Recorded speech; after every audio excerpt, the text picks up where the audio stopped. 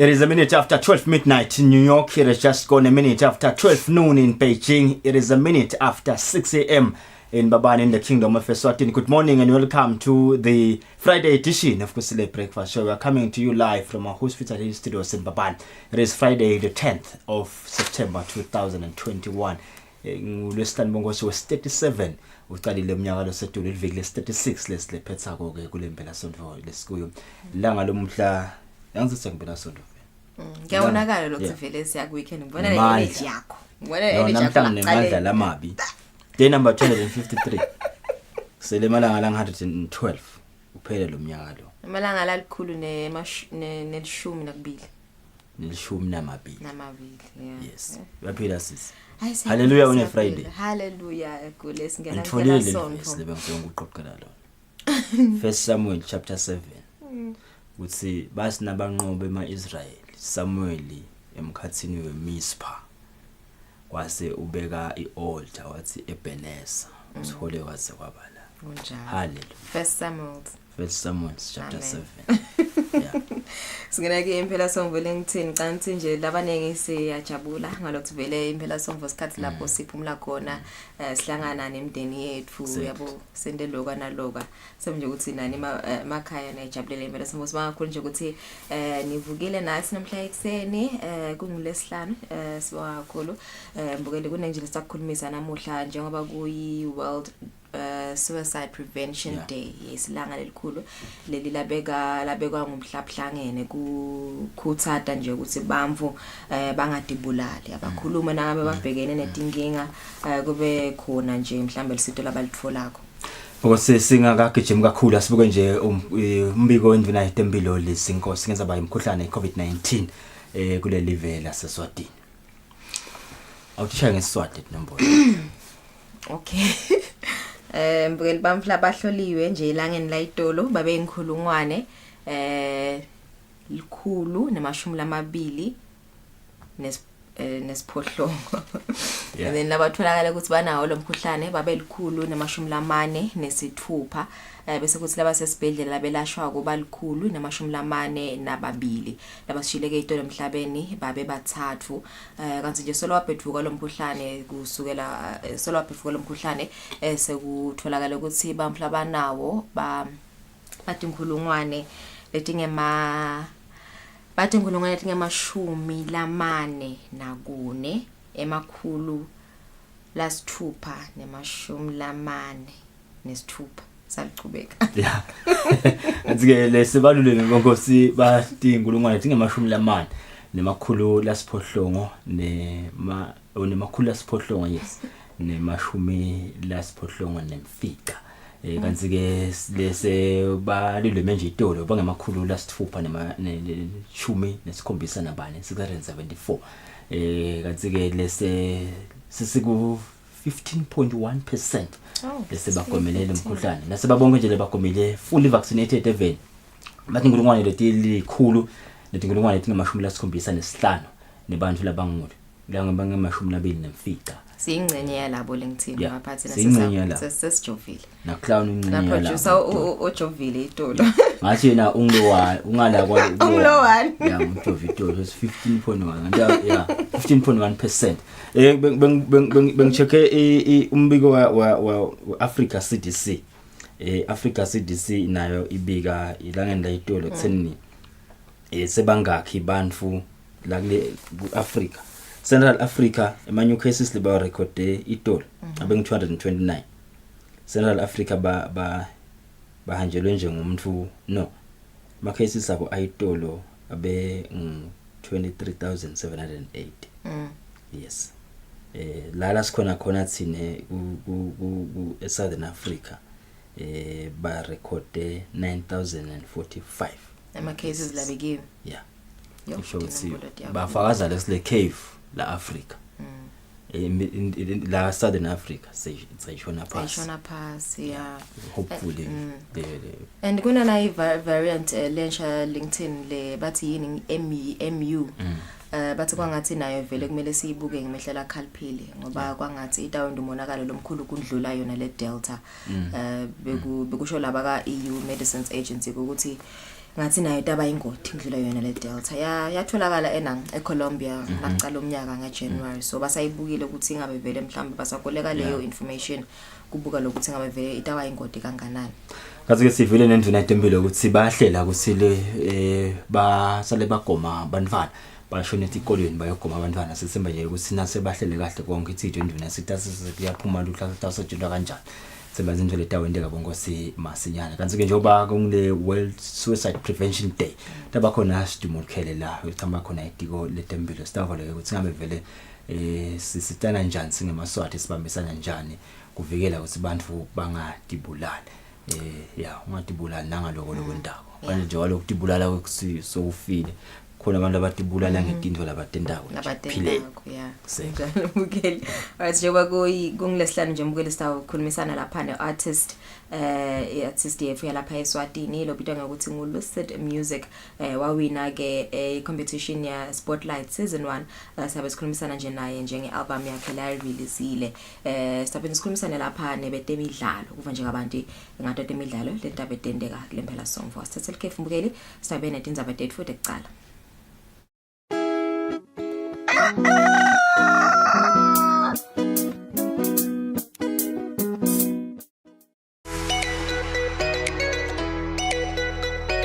Mangwani vuka uvakashe yati live lapho kabantu imbukeli there's so much to learn and see in the kingdom of Eswatini.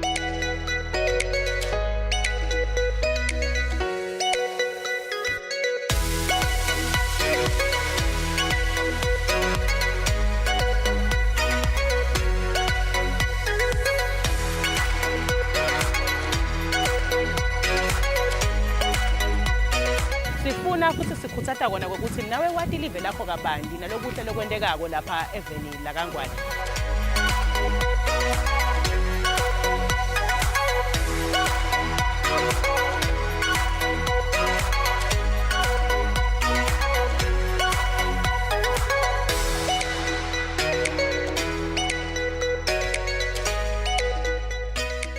Namambalo uyabona mbukeli ukuthi indalo is a beautiful thing. Ubumkhulu baNkulunkulu kuyabonakala ngendalo.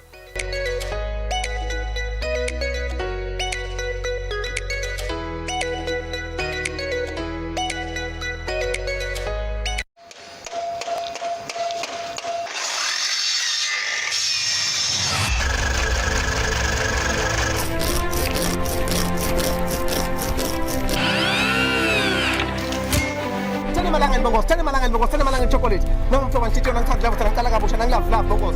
Usafaka na 20 rand. Temnet manje athi lo gift ediki kokusebenzisa utakhonza uphila ubeke singwa etafuleni. Mina sengimelele umngane wami bese sihamba sophanda. Shemu ngichasha maye mahle ebonile. Ngafuna ukuthi le project ingawa ngikhona nami ngoba angisiwe umuntu othandza ukuthi info ingafa ngikhona. Isine life lesiyakiyo umuntu ngangemuntu kuyafuna at least abe nawo 3 ma skills in life.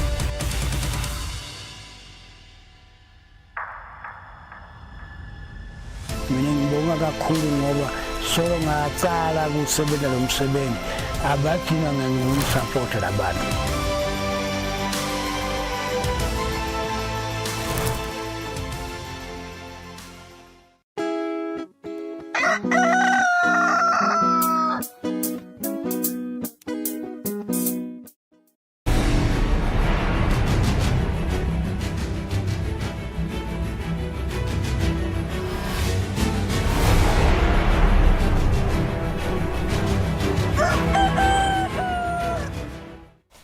Mukela siphindiseni mukela ehleleni Kusile Breakfast Show sitawungena kitoti indzaba tethu. Itiko letempilo ngekusebenzisana nelitiko letemfundvo masinyane litawucala luhlelo lokugomisa abafundzi etikolweni bagomela umkhuhlane iCovid-19. Ngathi lokuvetwe indvuna elitiko letempilo lizinkosi emhlanganweni nebetindzaba. Ebhekini leliphelile umhlonishwa Mvunankulu Cleopas Dlamini wamemetela ukuthi onke amabanga etikolweni kubheka ukuthi avule kuleli viki ngalesithathu. Ikhuluma emhlanganweni nebetindzaba imfuna yetempilo lezinkosi ithi kude kuqinisekise kuphepha kwabafundi etikolweni leli tiko ngekusebenzisana nelitiko letemfundo masinyane litawucala ihlelo lokugomisa abafundi etikolweni. Siveke sitawukhumbula ukuthi itolo nje tikolo tiphinze tavulwa ukuthi bantwana ababiyele etikolweni. Ngekubambisana ke nekusebenzisana nelitiko letemfundo litiko letemfundo nathi sitawuchubeka siyogoma abantwana sibagomele etikolweni. Indvuna yetemfundo nelitiko sekukhiphile umlayeto kuya kubothishela nhloko kwekuthi basite bantwana noma bagcugcutele bantwana ukuthi labo labakhona ukuregister lesebana 18 nangetulu bakhona ukuregister balungisele kwekuthi batawuchamuka baka school health batobagoma. Lokhu akunawugcina nje kubantwana kuphela.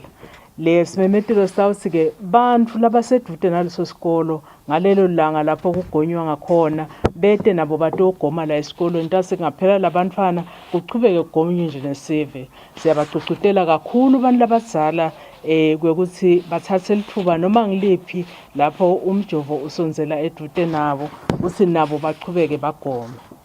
Indvuna iphindze yagcizelela ukuthi isive singawesabi lo mjovo njengoba ngaphambi kwekuthi ukhishelwe esiveni wacwaningisisa kungako eMaswati kufanele awusebenzise lo mjovo kuqinisekisa ukuthi live liyaphepha. Kungumanje ngetulu kwetinkulungwane letinge-70 eMaswati lagomele ngalokuphelele lo mkhuhlane. Etindzabeni teSwatini TV kubika Samkeliswe Khoza nginamuzi Mkhonta eMbabane. Indvuna yelitiko letekulima Jabulani Mabuza sethule ngalokusemthethweni libhuku lentuthuko lemphakathi kaMyeni endzaweni yaseNsubane lengaphansi kwenkhundla yaseLbulini. Indvuna yethi leli bhuku lentuthuko lifaka ekhatsi ukuthi kube netikolo kanye nemitfolampilo dudane nesive. Ngalesine Nsubane emphakathi kaMyeni indvuna yelitiko letekulima Jabulani Mabuza ithule ngalokusemthethweni libhuku lentuthuko lemphakathi wakaMyeni. Leli bhuku licukethe imibono yalomphakathi netindlela lekumele sive kulomphakathi sitihambe kude lemibono ifezeke. Indvuna Mabuza ithi kuyalithokozisa litiko ukubona umbono welibhuku lofana nalona wakulomphakathi. Uthi leminye imibono kuleli bhuku ithi ngemva kweminyaka lesihlanu sive sakulendzawo sifise ukuthi sibe sesiphucukile sinetikolo nemigwaco nekudla lokwanele kulokunye. Lokunye lengukhanze ku-addresseka ngulendzaba yema sustainable development goals lokuthi kunetintfo letibitwa ngekuthi ngema-SDGs letihlose kuthuthukisa emave ngekwehlukahlukana. Nawufundza lo mcukuthu wabo-ke uyakufaka ke leto tintfo kokuthi kuyawukwendeka. Lokunye lengikujabulele ngilokuthi khona kuleli phupho siphinde sithole ukuthi bakanye kanye kunabo babe lakhathi kunabo make lakhathi kunebantu labasha lakhathi. Losabambele esikhulu kaMyeni emphakathi David Myeni ubongile ukuthi lo mphakathi ube naleli bhuku njengoba lingkhomba ikucala kwentuthuko kulendzawo. Lebhuku lebalethulako lihlale ezingqondweni zethu. Siyalibonga lebhuku lethulako. Indvuna yelitiko letekuhlela umnotho iphindze abe lilunga lePhalamende lenkhundla yaseLbulini Dr. Thambo Gina uthumsele sive salomphakathi ngekuthi sibe naleli bhuku lentuthuko. Ngidawucela ke CDC isheshe ibonane nenkundla council. Sizobuka lo hlelo letonke letinhlelo bese siyabuka ukuthi sihlanganisa ini nani kuze lo hlelo taphwanyiswa induna yetekulima lamuhla ivele intshintshe timpilo tebantu kulendzawo. Indvuna ithi kude lo mbono wesive kulomphakathi ube intuthuko kudzinga sive sibe munye sibambisane.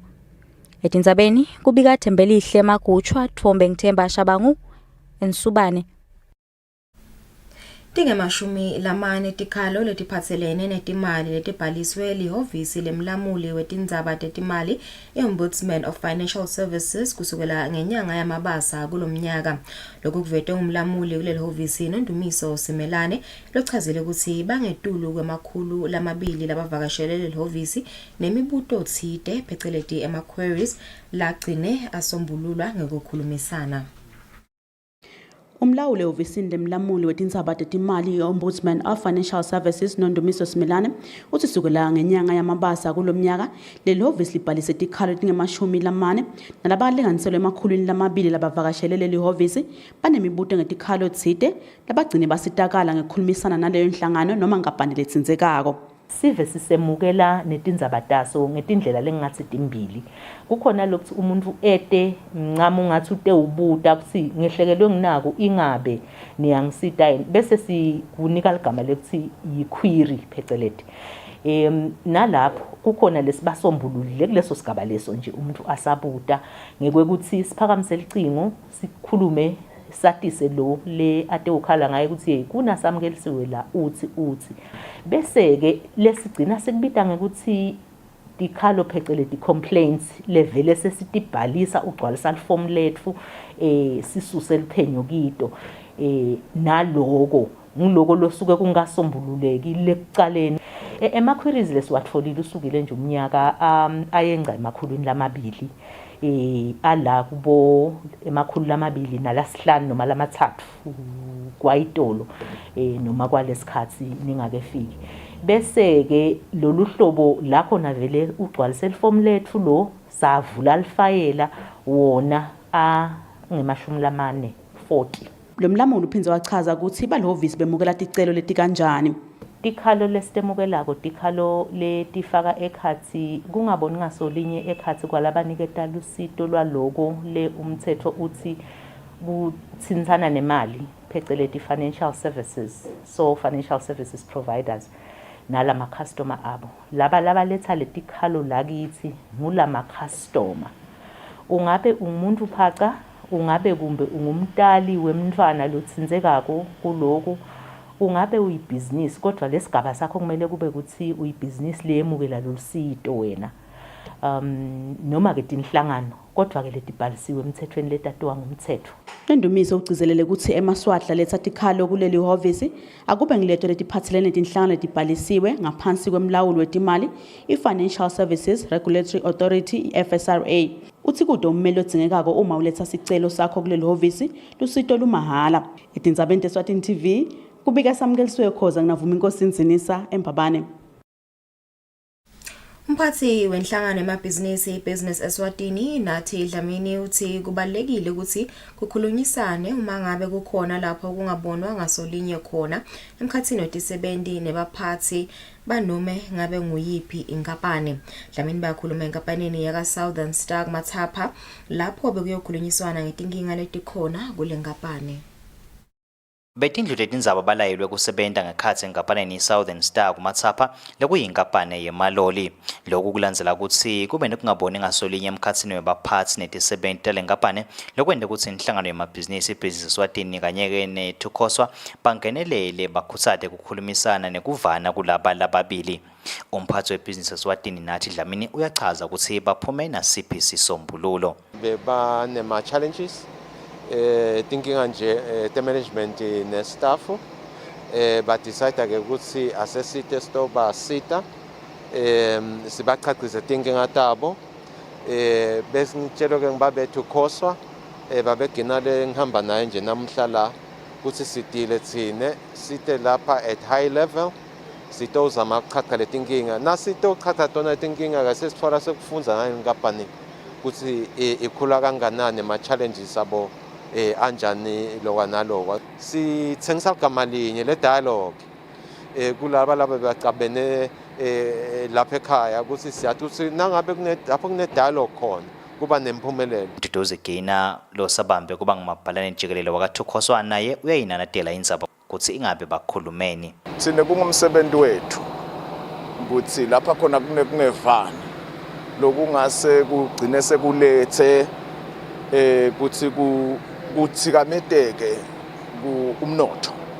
Kungumsebenzi wethu ukuthi sisheshe sifike lapho sitobonisana lokuthi ingabe leto ndzaba tingacatululeka kanjani. Babe sikhulumise ama parties nyalo ukuthi akatholane kuleti nkulumo and sinalo lelithemba lokuthi atawutholana vele. betinhle tindzaba balayelwe neloli leshisiwe yalenkampani leshiswe kuwona lamalanga lesuka kuwo noko-ke lesingakateki sizatfu nemininingwane yekusha kwayo lebatsi-ke basayiphenya ngekhatsi kwayo-ke yinkampani etindzabeni kubeka Giyane Msibi ngekumatsapha. Imvula tibheke ukuthi tibe nguletitayelekile noma ngetudlwana kancane kunaleto letitayelekile kuleli hlobo lokho kuvela emhlanganweni webatangoma telitulu nelibandla lokuphunga tehlakalo nalabanye labasebenzisana nabo lapho kubuka khona simo selitulu kusangena lihlobo. Njengoba sokungena lihlobo tinhlangothi letehlukene etindzabeni tesimo selitulu tihlangene kubuka simo selitulu saleli hlobo siphindze sicatsaniswe nesanyakenye.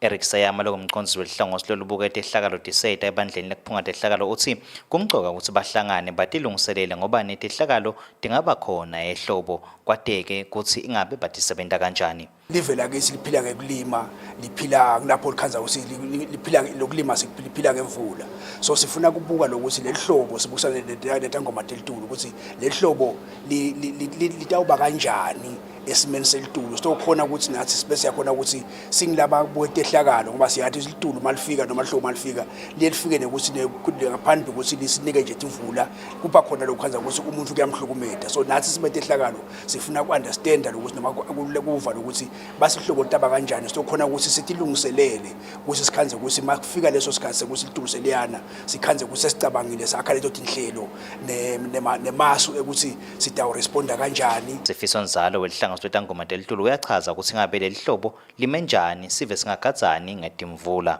Cishe timvula taba khona ndeto tingathi tijwayelekile cishe livelonkhana kepha-ke siyathi-ke ukuthi timvula atini ngekufana nelivelonke utawukhanza ukuthi nje enkhangala ngilapho kukhanza khona sitfola khona timvula engathi tiningana kepha-ke masiya kulo hlanze ngawukhanza khona ukuthi timvula cishe setiyancipha leto ngetimvula tijwayelekile kuya ngale ndzawo lengakini ukuthi ikanjani ngiyathi-ke emaswati ayathi ukuthi indzaba ngakithi timvula tine kahle letijwayelekile timvula tibangaka ngikuphi lengingakulima ngikuphi lengingakwenda njani ngiloko besikubukile nje kule siqala kwaleli hlobo ku-October kufika ku-December lapho utokhanza khona timvula vele ngetijwayelekile kepha khona emathuba ukuthi tikabate ngetudlwana ngalokujwayelekile kuma sesuliphetha ke lihlobo kusuka uJanuary kufika kuMarch nakhona sibonile ukuthi timvula nakhona cishe titabang letikhona lapho lesibheke khona ukuthi timvula kube kunetijwayelekile kepha ke akhona emathuba utokhanza ukuthi timvula tingetudlwana ke kunalokujwayelekile siyathi ke ngalesikhathi sabo January nabo February wakhanza khona ukuthi cishe kuba timo letitsite lokhanza ukuthi tifaka timvula letiningi njengabuza mcolo letinhlangothi-ke titawubeta tisasive ngetingucuko letingaba khona ngesimo selitulu sisangena yehlobo etindzabeni kubeka Giyane Msibi ngeseHilton eMbabane. Uhlangothi lwebetangoma telitulu lihlangene nalelisebenzisana nabo kubuka ukuthi bangagcinisa kudiphi tinhlelo letitsinza kugucugucuka kwesimo selitulu naletinye tihlobo letitsinzana nekugucugucuka kwesimo selitulu. Umhlangano wethu wekucala kusho ukuthi inception workshop yelihlelo lesilicalako leli lihlelo kepha lolungasilo lolitimele kusho ukuthi li-interacta nalotinye tinhlelo letikhona. Sho ukuthi leli hlelo lolisibuka tindzaba ukuthi i-transparency i-information lesinayo ngetindzaba te-climate change ibe i-information lekhona ngendlela le-transparency lesitokhona ukuthi siyisebentise njengelive sisatfutfuka silwa tona tindzaba tekugucuka kwesimo selitulu siphindze siyisebentise futhi nasekupoteni kumhlabuhlangene ukuthi kuhamba njani ngetinhlelo tekugucuka kwesimo selitulu. Sho ukuthi ke leli hlelo leli sisupportwa ngumhlabuhlangene li-office lelibitwa nga-UN Office for Project Support leline lihlelo lelibitwa nge-Initiative for Climate Action Transparency le kungilona ke silisita sithi nasiyayizivame sikhulume sithi ngi-ICAT. Kusho ukuthi ke la kuleli hlelo thina eSwatini sibuke ukuthi sitawubuka tinhlangothi letahlukahlukene lapho sitawube sicinisa khona lenzaba ye-transparency ukuthi sibe ne-information letakwenda ukuthi isebenziseke ngcono both lakhaya noma sesport. Letinhlangothi ke lesitibukako phansi kwelihlelo lwe-adaptation sibuka indzaba yemanti nendzaba yetempilo. Bese-ke ngalanga ka-mitigation sibuka indzaba yetemandla energy, siphindze sibuke lihlangothi labo agriculture forestry nekusetjentiswa kwemhlaba. Lapho-ke sibuke khona kwekuthi singagcinisa diphi tinhlelo kude kwekuthi i-information lesibanayo ibe ngile ngcono kunaloku lebesikwenza ngayitolo. Njengalokhu ngishito-ke sinethemba leliphelele kwekuthi lolu hlelo lolu litasisita kwekuthi sicinise tinhlelo tetfu kude kwekuthi sikhone kwekuthi sibe ne-information letawu-informa our reporting iphindze i-informe i-sustainable development in the country.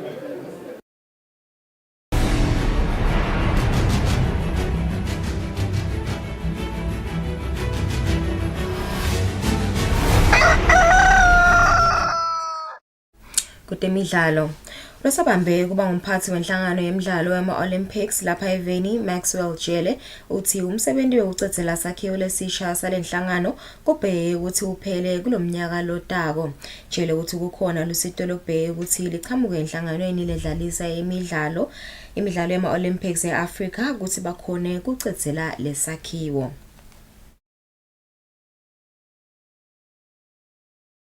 Eminyakeni lophelile inhlangano ledlalisa umdlalo ema-Olympics lapha eVeni yathola lusito lwemali eliqhamuka enhlanganweni yemidlalo ema-Olympics emhlabeni International Olympics Committee lengetulu kwa-600,000 emalangeni kuthi kwakhiwe amahhovisi lamasha alenhlangano e-Olympia Africa kalobamba.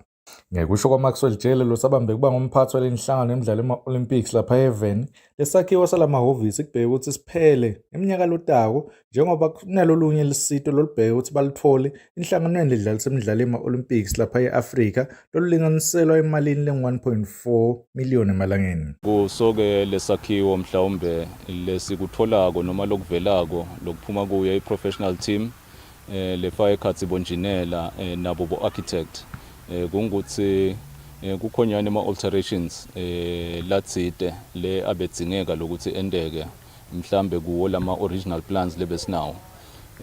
Sisemkhankasweni njenyalo sisemihlanganweni sikhulumisana nabo baka-IOC kubavetela nje nalokubukisana kwekuthi le budget mhlambe yekucala lesayenda ekucaleni sekubonakele nyalo lokuthi le mali angeke ikhone lokuthi isithathe iyosifika sekugcineni.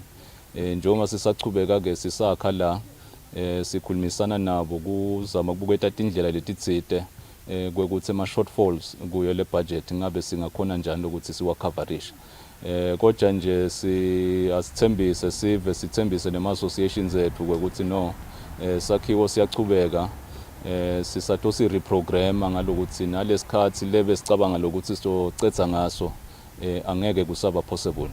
Lokuhlekela ngemuva lesikubonako kungukuthi konke kuhamba ngemumo ngoma kumcoka kwekuthi sakhiwo lesifana nalesi sibe sure nje ngalokuthi structurally si-sound akusiso mhlambe structure lesitobe sesisinike tinkinga eminyakeni lemincane lesiyakuya. Jele uthi nangabe kuhambe kahle lolusito kubheka ukuthi balithole nakucala umnyaka lotako. Lobikela umsakade Eswatini TV kutemidlalo ngilinda Dlamini na Fabrice Msonera eMbabane. Ngaleto temidlalo umbukeli sariphetha tindzaba tetfu tekucala asiselkhefu nasibuya sitawuchubeka nehlelo.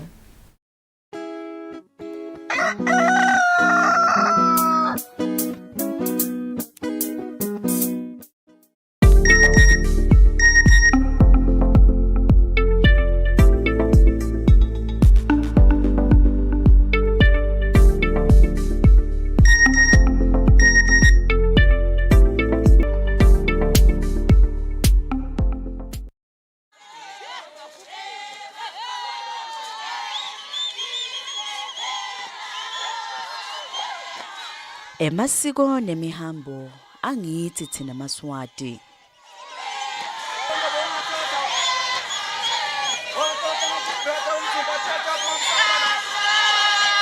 Imbali ilicapho lethu thina maSwati. Ngiyakhuthata imbali yonke ukuthi sichubeke sitiphathe kahle, inhlonipho ihlala ihamba embili njengoba emakhosi ethu ahlala asitshela. Nekuthi nebetempilo badlale basitshela onke amalanga ukuthi sichubeke sigeze itandla ngaso sonke isikhathi, sichubeke sivule tikhala emikhathisini kwethu, sitinakekele kwananathi utithandze nje ungisisi uhlale uclean utithandze wena kuqala.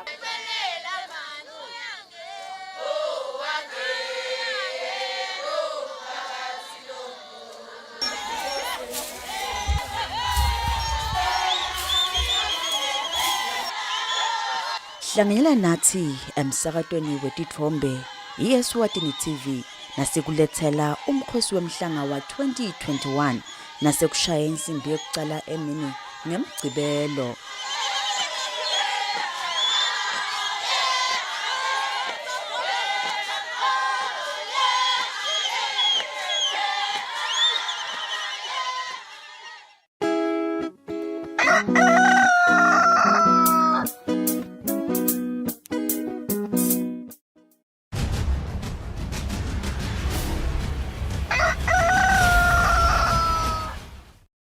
Was 29 minutes before 7 saqhubeka nalohlelo lomhla ekseni njoba nasingena ke ehlelweni sibikile indzaba ekseni lomhla 10 enyangeni ya September ngomnyaka wa 2021 njalo ke ngalelanga leli emavela amaningi emhlabeni ayayinaka indzaba kuvikela kutibulala kwebantu. It is World Suicide Prevention Day.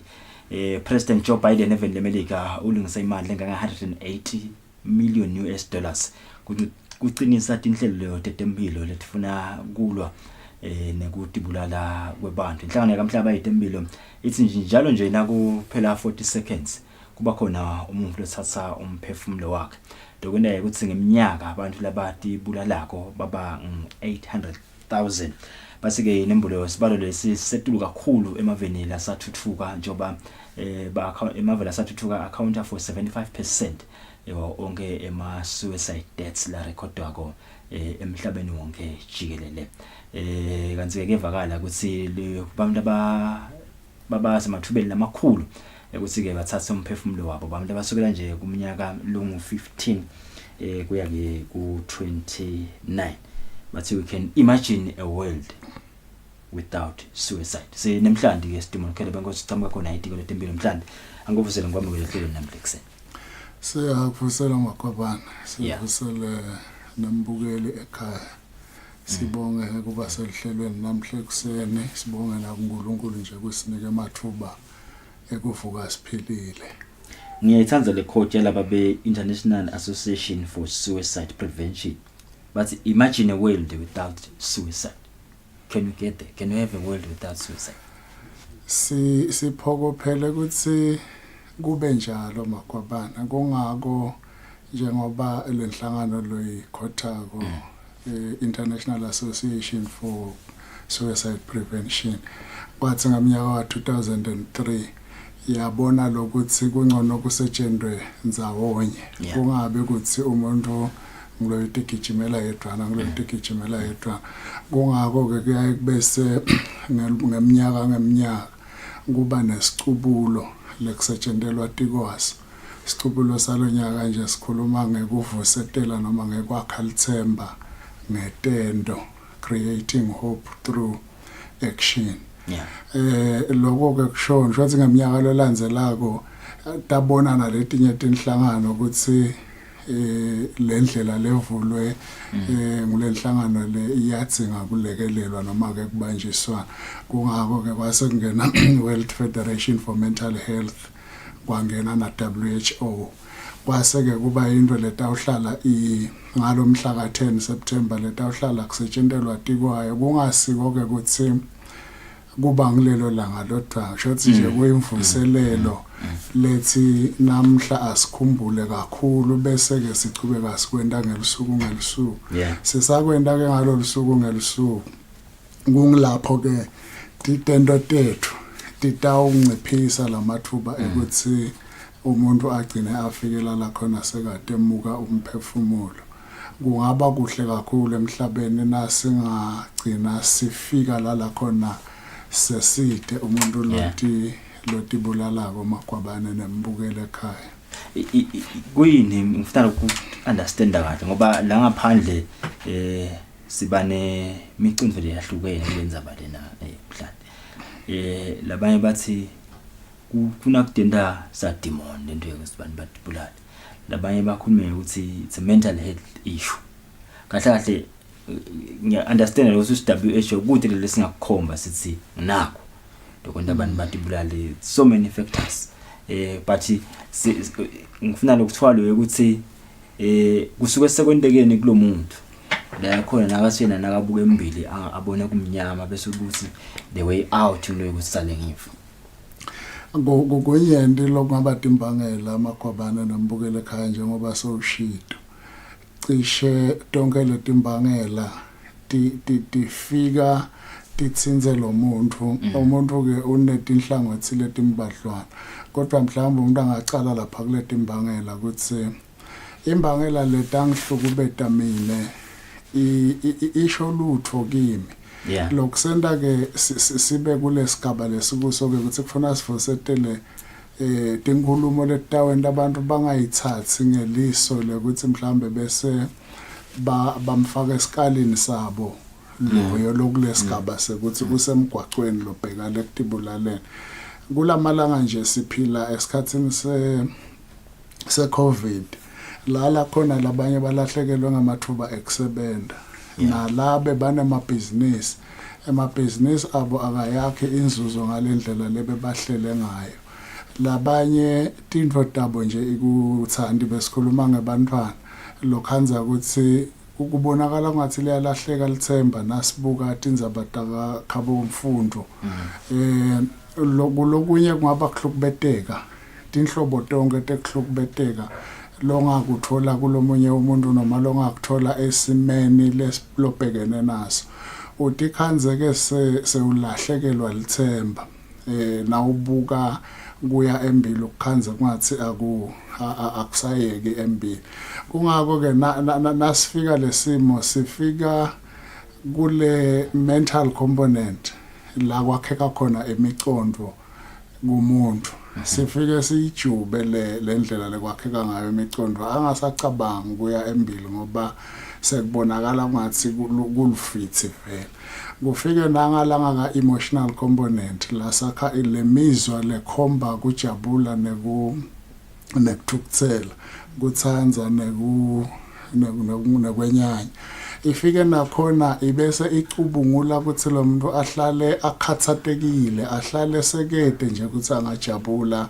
noma angavuleka akhona kuba nalabanye abantu etingcogcweni mhlambe nase tinkulumeni letikhuluma ngelekusasa kuphinze nangala kutebudlelwane kule social component kufike kuncamule kuyayibonakala mhlawumbe umuntu asesithi uthi isolated kungasile isolation let's question ngoba mhlawumbe kunekugula lokuthite kuyinto letendakalelako kuwe bese uyancamula lobudlelwane so tamkhanza mhlawumbe sekahleli yedwana mhlawumbe kusemsebentini akasacoci nalabanye so kuleso sigaba leso le mental component ke icese iguquka seyigaya tinjongo setide lekusasa ngaye kutaba ngilapho ke lakutase kuchamuka khona lemicabango ukuthi nangabe kunje entintweni letitsinza mina kungcono mhlambe sale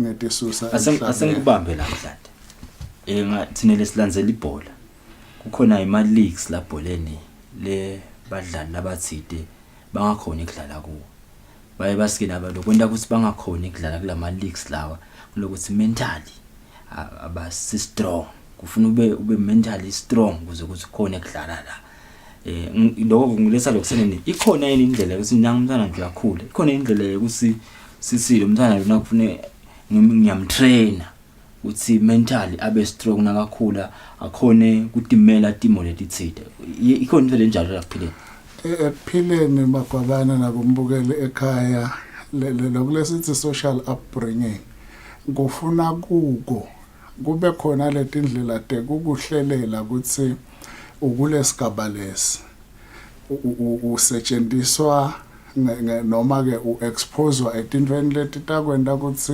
nase ukunasigaba nasi ungabese ufika la khona usowehluleka ngoba utraine ke waba sesigabeni lesithi wena uhlala nje uhlala lokusho ukuthi ngiyabekisa nje esigabeni sekuthi kuhle kubabate lutho etindeni lokufanele ukuthi ukufuna kuphela shukela hayi ngoba aphela ngenhloso. Sisibuke lesimo sinalabantwana la khaya mina babe ukuthi sakhe emathuba noma atawakhuwa ngemi but babe nako lokuthi uhlaphela shukela. Kutamenda ke ukuthi naye akhona ukusebenzisa indlela tekubuka ukuthi angabe sewenda njani nasekashayekile ngatindzaba temnotho asakhulile asasebenza kodwa nakakhule athi ukuthi yonke into iyatiqhamukela tawukhanza ukuthi akasahlambi lapha kulesitiba lesitawube akuso ngalesikhathi mhlamba asabhekena naleso simo. Kulapho ke la sithi lokukhuliswa ngendlela letaku expose etindweni kutakwenda ukuthi lakhiwe nguwe lelithemba.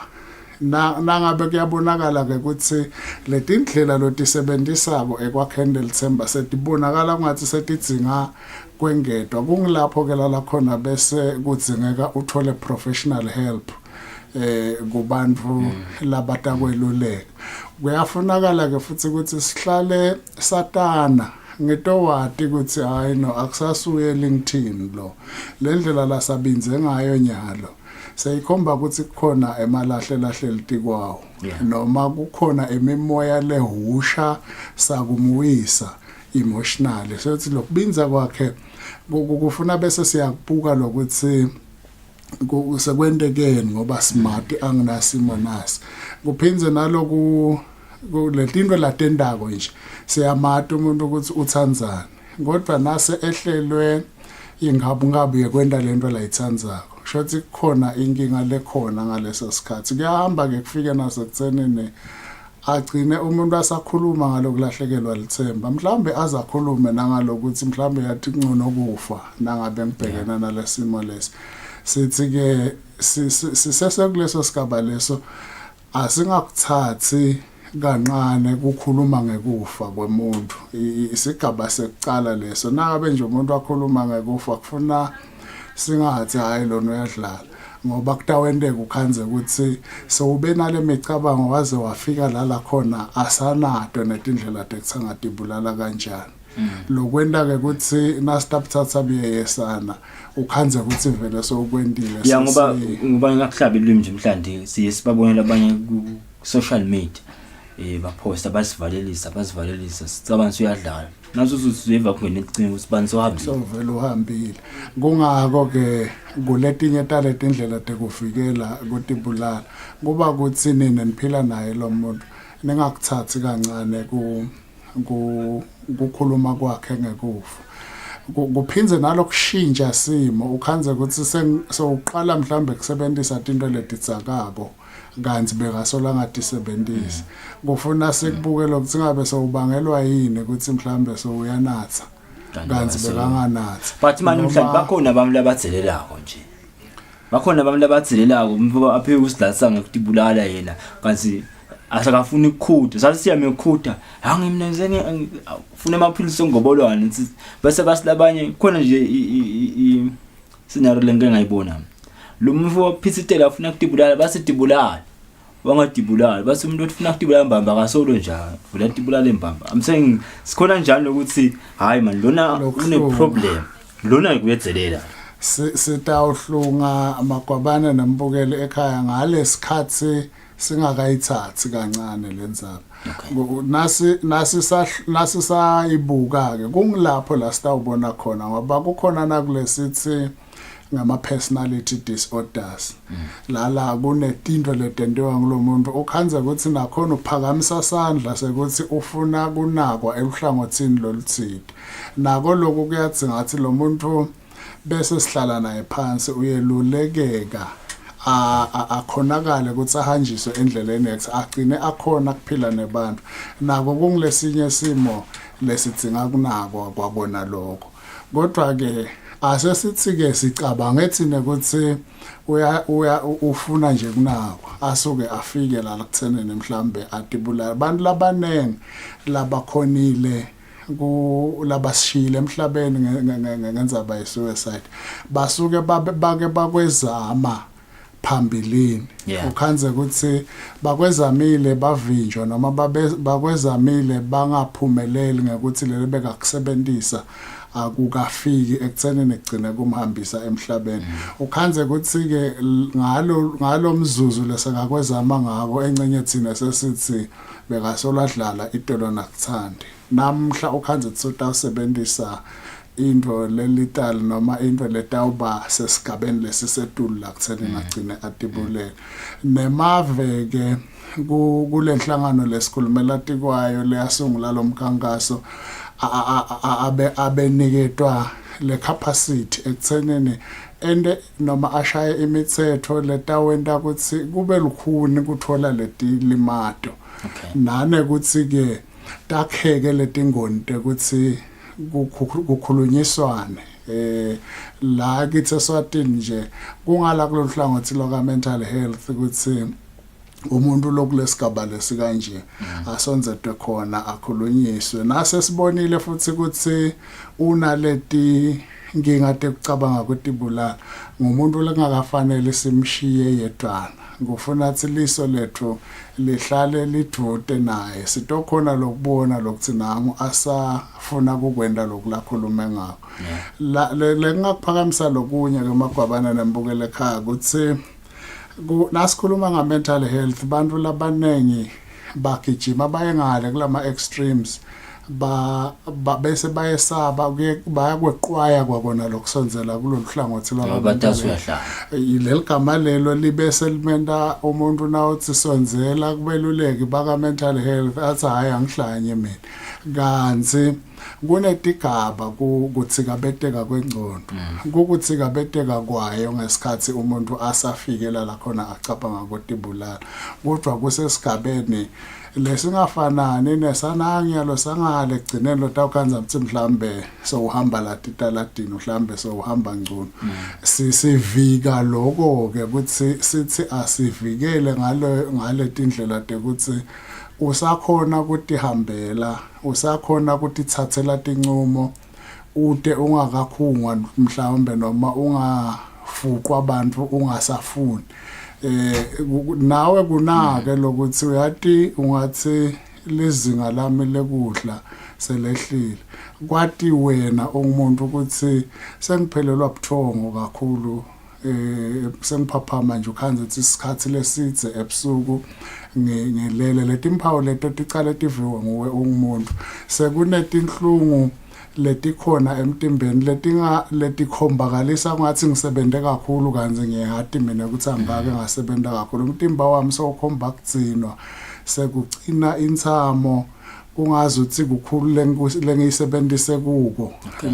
le stiffness of the neck sengike ngaya esibhedlela ngakhala ngenhloko banginaka kule nhloko kodwa iyachubeka le nhloko ayendi bungcono sesekufuna ubuke ke nawe ukuthi ngathi kukhona lekudzinga ukuthi kunakwe kakhudlwana ngakutekululekeka so na uya lemtholampilo ubika letinkinga leti ubona lokusawusidakala nawe vuma ngalesikhathi sekuthiwa ke kunjani uye kunamba baka mental health senike nihlale phansi kutawuthi ke nangabe kuya kukhomba ukuthi akuye sesibuka ke letihlobo ukuthi tihlobo atimnake lo muntu tibuke konke lokuleka hambe through kona tifike nala kuthena intendo takhe ngile action ke lesithi si creator I hope through action ukhona emakhaya la ukhanza khona ukuthi utawufika unconcothe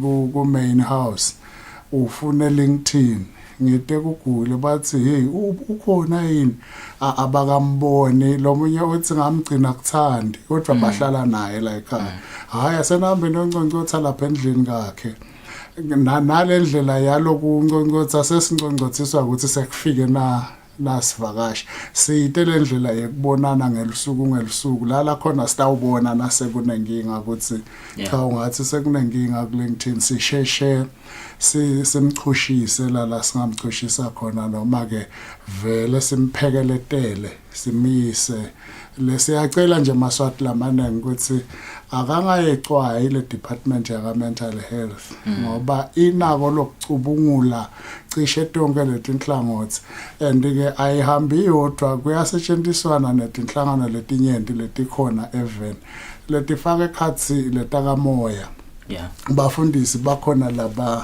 labaqeqeshekile ngekubuka lesimo noma stouts baqhamuka kulohlangothi la spiritual bona kodwa bakhona labaqeqeshekile kubuka mentally ukuthi umuntu umenjani kubuka socially ukuthi umuntu umenjani kubuka emotionally kunkhani ke sitawubuka physical ngoba lo physically ogcina muva uqala lo muntu kungasagezi kungasathi igama enhloko kungasathi nake impahla takhe kuhloba kwato usuke sekahambe isikhathi kubese ke kutawuchamuka buhlungu bangalelo la so uyamnyonga ngalelilanga lelo wena kanzi lo muntu uthwele emadini bese siphinze sibane ukuthi hawu uyadlala LinkedIn bekangathi bulalela ukuthi waliwe intombi tingaka kuba singiyabekisa ngesimo and ubekisa kahle nje mlandi njengoba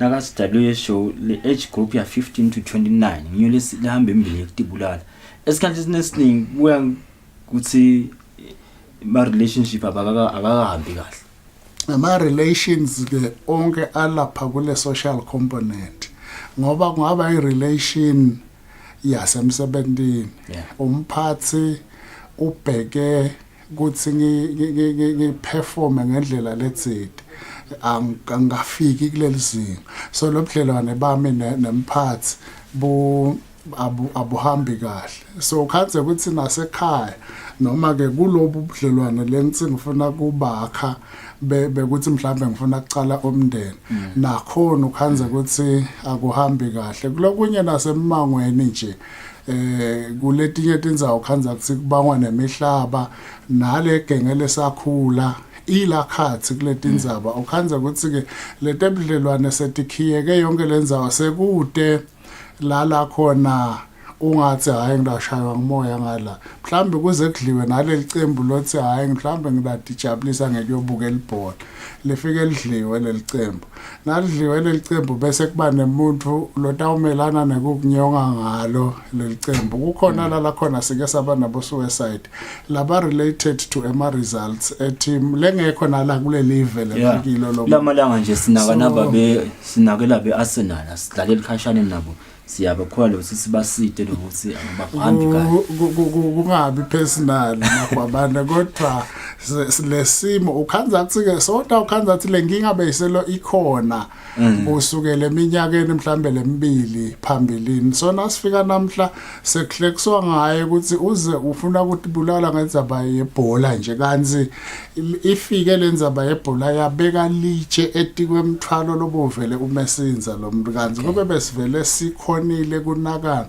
ngase ubonile lo mthwalo yangafiki nayi instance lese isenda simbuke ngeliso lekumjaja ukuthi awu bekangaza thatha isinqumo lesinje asithathele into lenje kanzi sifika lesimo lesi sikhanza vele lo muntu sesibuka nje la kule surface sesibuka kule surface kanzi la ngaphasi kunenge lokungomthwalo kungako ke sithi emaswatini sendimvuselelo ngalolusuku lolutawenda ukuthi kungakafiki 10 September 2022 asinakane lamkhathini kutawuncipha ke lo 800,000 lekakhuluma ngaye emhlabuhlangene ukuthi nasihlangana sibuka umhlaba holistically bantu ngeminyaka bagcina bafikile kula makhulu la siphohlongo etingolongwane asengene kunayi mhlanje ima expectations ekuthenini ngiexpecteke ukuthi angibekise nje namhlanje ngilesihlanu khona batabe bashada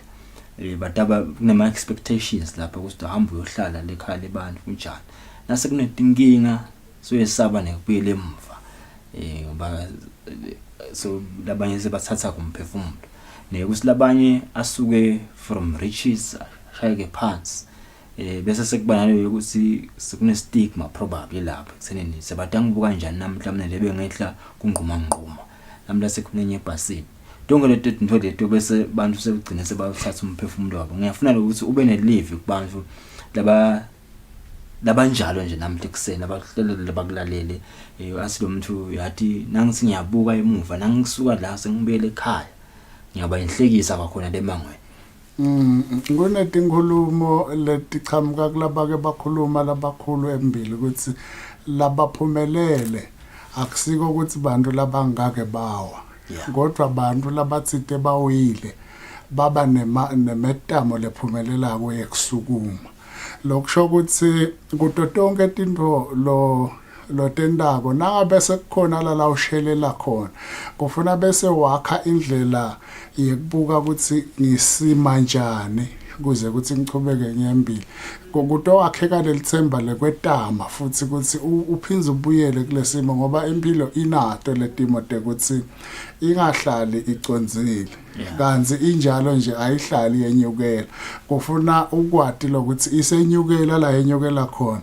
kukhona la itawufike bese kubambe mawukela ngalo so kufuna ke wakhe indlela yokubambelela la kwenyukela khona utokhona ukuthi ufike ngale la kwewukela khona nala la kwewukela khona akhona amathuba ukuthi utikhulule usuke bese uyagicika kufuna nakhona wakhe indlela tekusustaina lempilo so kukhona ke lo khanza ukuthi besa achievile something kwase kwakheka into letitawu ngathi timbisela emuva uyatidzinga kwayena kucina mentally atokhona kwakha imicondo le positive ngaye aphinze abuke tinto lekake watisebenzisa phambilini tamphumelelisa etimeni letilikhuna abuke ukuthi ti improve kanjani leto timo leto nane kukwelula sandla ke kuya kulabanye labangamsita ngoba kulokunye ukhanza athi sengitikhiyele ndzawonye kanzi encenye ukhona umcondo lebengawuthola kugule longangenda isheshe isombululeke inkinga lengibhekene nayo ukhanza ukuthi kulokukhiyela kwami angibheki kule micabango lengangisita bese sibasithe lesikhathi la khona ngilakuphanza kuyinkinga kakhulu lesengibhekene nawo so singaveta lokho nje namhla kuseni lokuthi asivuleke siwasebenzise emathuba ekusika iadvice etintweni lesibhekene nato nalokuthi sikunake lokusiphumelelisako sibe nama archives ethu ukuthi uyathi kungiphumelelisile nako kutokhonakala ukuthi esimeni lesibonakala ngathi sesifuna kufana nalesa ngibuyele kuloko lokwangiphumelelisa mhlawumbe futhi ke sengengasita nalomunye ukuthi kungaba njani soke ubuke emathuba kusangaphumelela nawuzama into letinje asisho ukuthi beluleke bafike bamprescribele umuntu kodwa kuyakhulunyiswana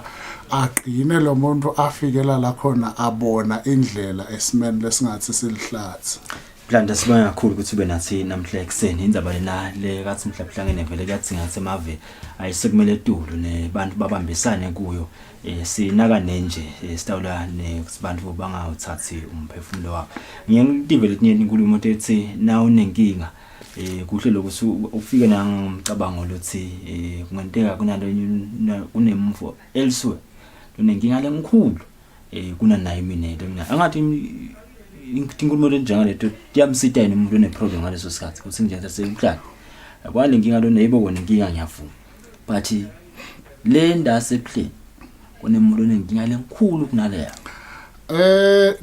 dingamsita kulokunye dingete tamsita sesivala nje ngiyabona ubuka lwashi kodwa kufuna sikugadze ukuthi akucali ngawe ngoba nawukhuluma nami ngishonelwe ngibabe kusuke kuqala kimi kushonelwa ngibabe kona singawenda ama references ukuthi sibantu sike saba nabo bantu lokhanza ukuthi baba setting bese sithola lokho lo positive yes lokubasitile labantu singabeki nje lokuthi kunalomnye lonenkinga lotawukhanza ukuthi mina kimi lesikali lenginaso sale senele vele sesifike ekugcineni sengithatha so singathatha lokho positive kuloya lona lenkulu noma lokwaba nalenkhulu wase uthola indlela ukuthi ahlambe kulesitiba lebekakiso waphumelela sesingabese ke sithatha those portions sikhulumela tikwawo until lona lesinayo enyalo akhone ukuthola indlela yokuphuma naye kule simo lekasuke akuso. Sinsimbi yesikhombisa besikhulumisana lokusukulela komhlala kamhlaba le World Suicide Prevention Day. Kusilabo labakhathatekile moya ngendlela noma ngabe ngiphi indlela lokhathateka ngayo kumqoka to reach out utawuthola ke lisito kunengokuthi uthathe umphefumulo wakho ngoba basuke babaningi bamla bakudzinga kunelive liyakudzinga nje. Imagine ke nase uthethe umphefumulo wakho silenze imali bekufuna idlalwe nguwe ekuthuthukeni kwale live seyitawudlalwa ngubani bonke sibahlola emarket sibuya siyachibeka nehlelo.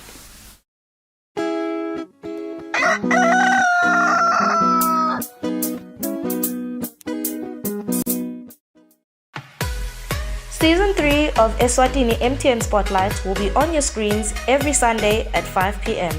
We have made changes in our usual lineup. To all lovers of choral music, Emakhala Khala is now moving to Saturday at 4 p.m. For current affairs and developmental issues, Mbili Ganye Ganye is moving to 6 p.m. Siyavuma ngazathi umfana yethi nena make asivani Siyavuma, a gender discussion program, is moving to Saturday at 4:30 p.m. If you have missed an episode of MTN Spotlight on Sunday, make sure you catch on our repeat slot every Mondays at 11:30 a.m.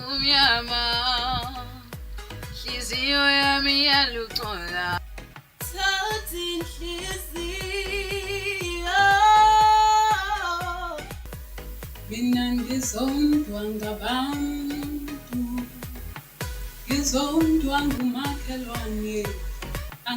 Catch all this only on your number one channel, Eswatini TV. Busiseka uvuseleleke wakheke emoyeni ngomculo wetenkolo bahlabeleli balapha eSwatini.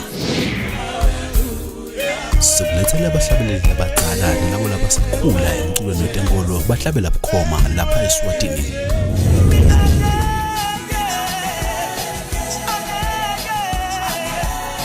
Siphinde sixoxisane kabanti ngalaba kwentako emsebentini wabo wekuhlabelela igospel konke kungidinisa simakathe. Ungaphuthelwa ngomculo wegospel khona lapha eSwatini TV.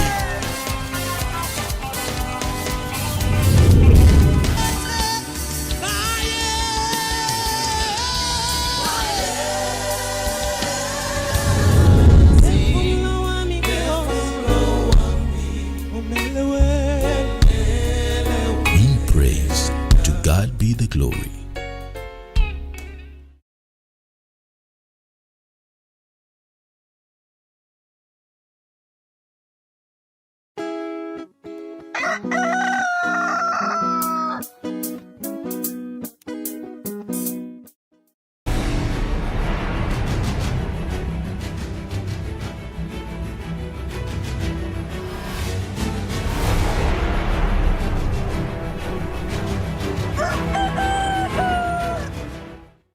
Ngicela ngivusele ngwamukele tindzabeni tesibili talomhlekisene ehlelweni Kusile breakfast show libito lami ngiLinkedIn Kule.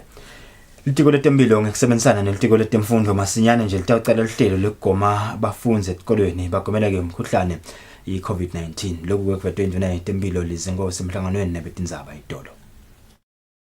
Evikini leliphelile umhlonishwa Ndvunankulu Cleopas Dlamini wamemethela ukuthi onke amabanga etikolweni kubheke ukuthi avule kuleli viki ngalesithathu. Ikhuluma emhlanganweni nebetindzaba imfuna itempilo lezinkosi ithi kude kuqinisekise kuphepha kwabafundi etikolweni lelitiko ngekusebenzisana nelitiko letemfundo masinyane litawucala ihlelo lokugomisa abafundi etikolweni. Siveke sitawukhumbula ukuthi itolo nje tikolo tiphinze tavulwa ukuthi bantwana ababiyele etikolweni.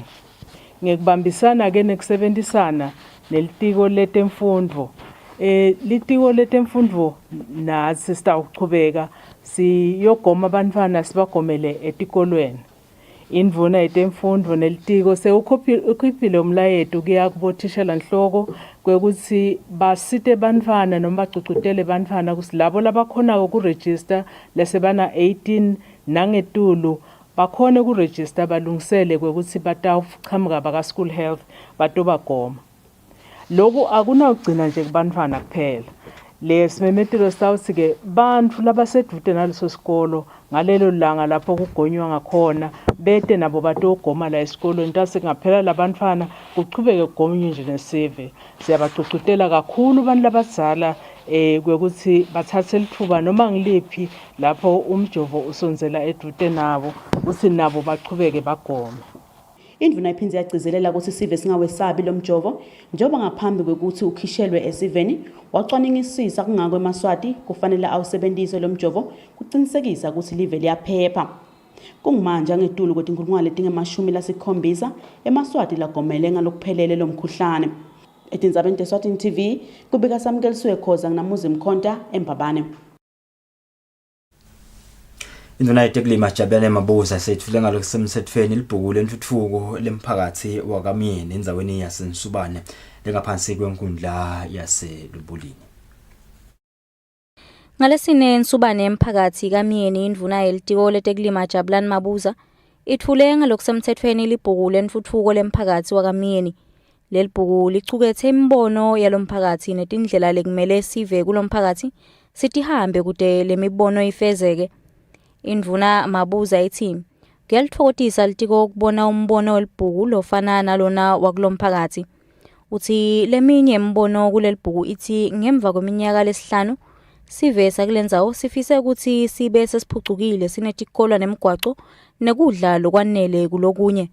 Lokunye lengukhanze ku-addresseka ngulendzaba yema sustainable development goals. Lokuthi kunetintfo letibitwa ngekuthi ngema-SDGs letihlose kuthuthukisa emave ngekwehlukahlukana.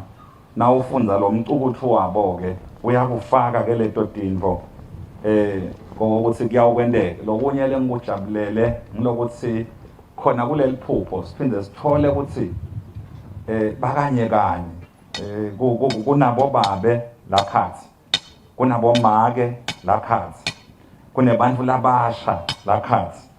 Losabambele esikhulu kamyeni emphakathi David Myeni ubongile ukuthi lo mphakathi ube nalelibhuku njengoba lingkhomba ikucala kwentuthuko kulendzawo.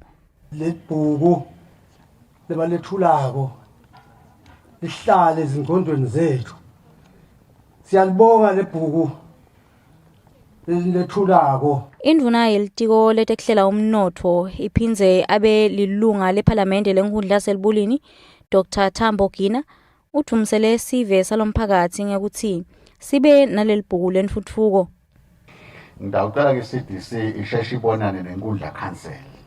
Sizobuka lo hlelo letonke letinhlelo bese siyabuka ukuthi sihlanganisa ini nani ukuze lo hlelo lwaphanyiswa induna yetekulima lamuhla ivele intshintshe timpilo tebantu kulendzawo. Indvuna ithi kute lo mbono wesive kulomphakathi ube intuthuko kudzinga sive sibe munye sibambisane. Etindzabeni kubika Thembelihle Magutshwa Thombe Ngithemba Shabangu eNsubane. Tingamashumi lamane tikhalo tetimali letiphatselene netimali etibhaliswe lehhovisi lemlamulo lendzaba tetimali ombudsman of financial services kusukela ngenyanga yaMabasa kulomnyaka. Lokhu kuvakele ngemlamulo kuleli hhovisi noNdumiso Simelane lechazile ukuthi bangetulu kwemakhulu lamabili labavakashelele lehhovisi banembuto letsite lebacele ukuthi basidwe kuyo. Umlawuli wehhovisi lemlamulo wetindzaba tetimali ombudsman of financial services noNdumiso Simelane uthi sukela ngenyanga yaMabasa kulomnyaka leli hhovisi libhalise tikhalo tingemashumi lamane nalabalinganiselwe emakhulwini lamabili labavakashelele leli hhovisi banemibuto ngetikhalo tsite labagcine basitakala ngekukhulumisana naleyo nhlangano noma ngaphandle letsindzekako. Sive sisemukela netindzaba taso ngetindlela lengathi timbili. Kukhona lokuthi umuntu ete mncamo ngathi utewubuta kuthi ngehlekelwe nginako ingabe niyangisita bese sikunika ligama lekuthi yiquery pheceleti. Nalapho kukhona lesibasombululile kuleso sigaba leso nje umuntu asabuta ngekwekuthi siphakamise licingo sikhulume satise lo le ate ukhala ngaye ukuthi kuna samkelisiwe la uthi bese ke lesigcina sekubita ngekuthi tikhalo phecelezi complaints levele sesitibhalisa ugcwalisa liform letfu sisuse liphenyo kito naloko ngiloko losuke kungasombululeki lekucaleni ema-queries lesiwatfolile usukile nje umnyaka ayenga emakhulwini lamabili ala kubo emakhulu lamabili nalasihlanu noma lamathathu kwayitolo noma kwalesikhathi ningakefiki bese-ke lolu hlobo lakho navele ugcwalise liform letfu lo savula lifayela wona angemashumi 40. Lo mlamuli uphindze wachaza ukuthi balohhovisi bemukela ticelo leti kanjani. Tikhalo lesitemukelako tikhalo letifaka ekhatsi kungaboni ngasolinye ekhatsi kwalabaniketa lusito lwaloko le umthetho uthi kutsintsana nemali phecelezi financial services, so financial services providers nalama customer abo laba letha letikhalo lakithi ngulama customer. Ungabe umuntu phaca, ungabe kumbe ungumtali wemntfwana lotsindzekako kuloko, ungabe uyibhizinisi kodwa lesigaba sakho kumele kube ukuthi uyibhizinisi leyemukela lolusito wena noma ke tinhlangano kodwa ke letibhalisiwe emthethweni letatiwa ngumthetho. Ndumiso ugcizelele ukuthi emaswahla letha tikhalo kuleli hhovisi akube ngileto letiphathelene netinhlangano letibhalisiwe ngaphansi kwemlawulo wetimali i-Financial Services Regulatory Authority i-FSRA. Uthi kude ummeli odzingekako uma uletha sicelo sakho kuleli hhovisi lusito lumahala. Etindzabeni Eswatini TV kubika samkeliswe khoza nginavuma inkosi Nzinisa eMbabane. Mbaso wenhlangano yebusiness Eswatini nathi Dlamini usike kumcoka ukuthi kukhulunyiswane nangabe kukhona lapho kungabonanga ngasolinye khona. Bakhuluma ngesikhathi bahlangene nebaphathi netisebenzi the Southern Star company kumathapha njoba kukhona lenkampani ngathi ke baphathi balenkampani netisebenzi lapho bangaboni ngasolinye khona. Betindlu letindzaba balayelwe kusebenta ngekhatsi enkampanini Southern Star kumathapha lekuyinkampani yemaloli. Lokhu kulandzela ukuthi kube nekungaboni ngasolinye emkhatsini webaphathi netisebenzi talenkampani lokwente ukuthi inhlangano yemabhizinisi iBusiness Eswatini kanye-ke neTukhoswa bangenelele bakhutsate kukhulumisana nekuvana kulaba lababili.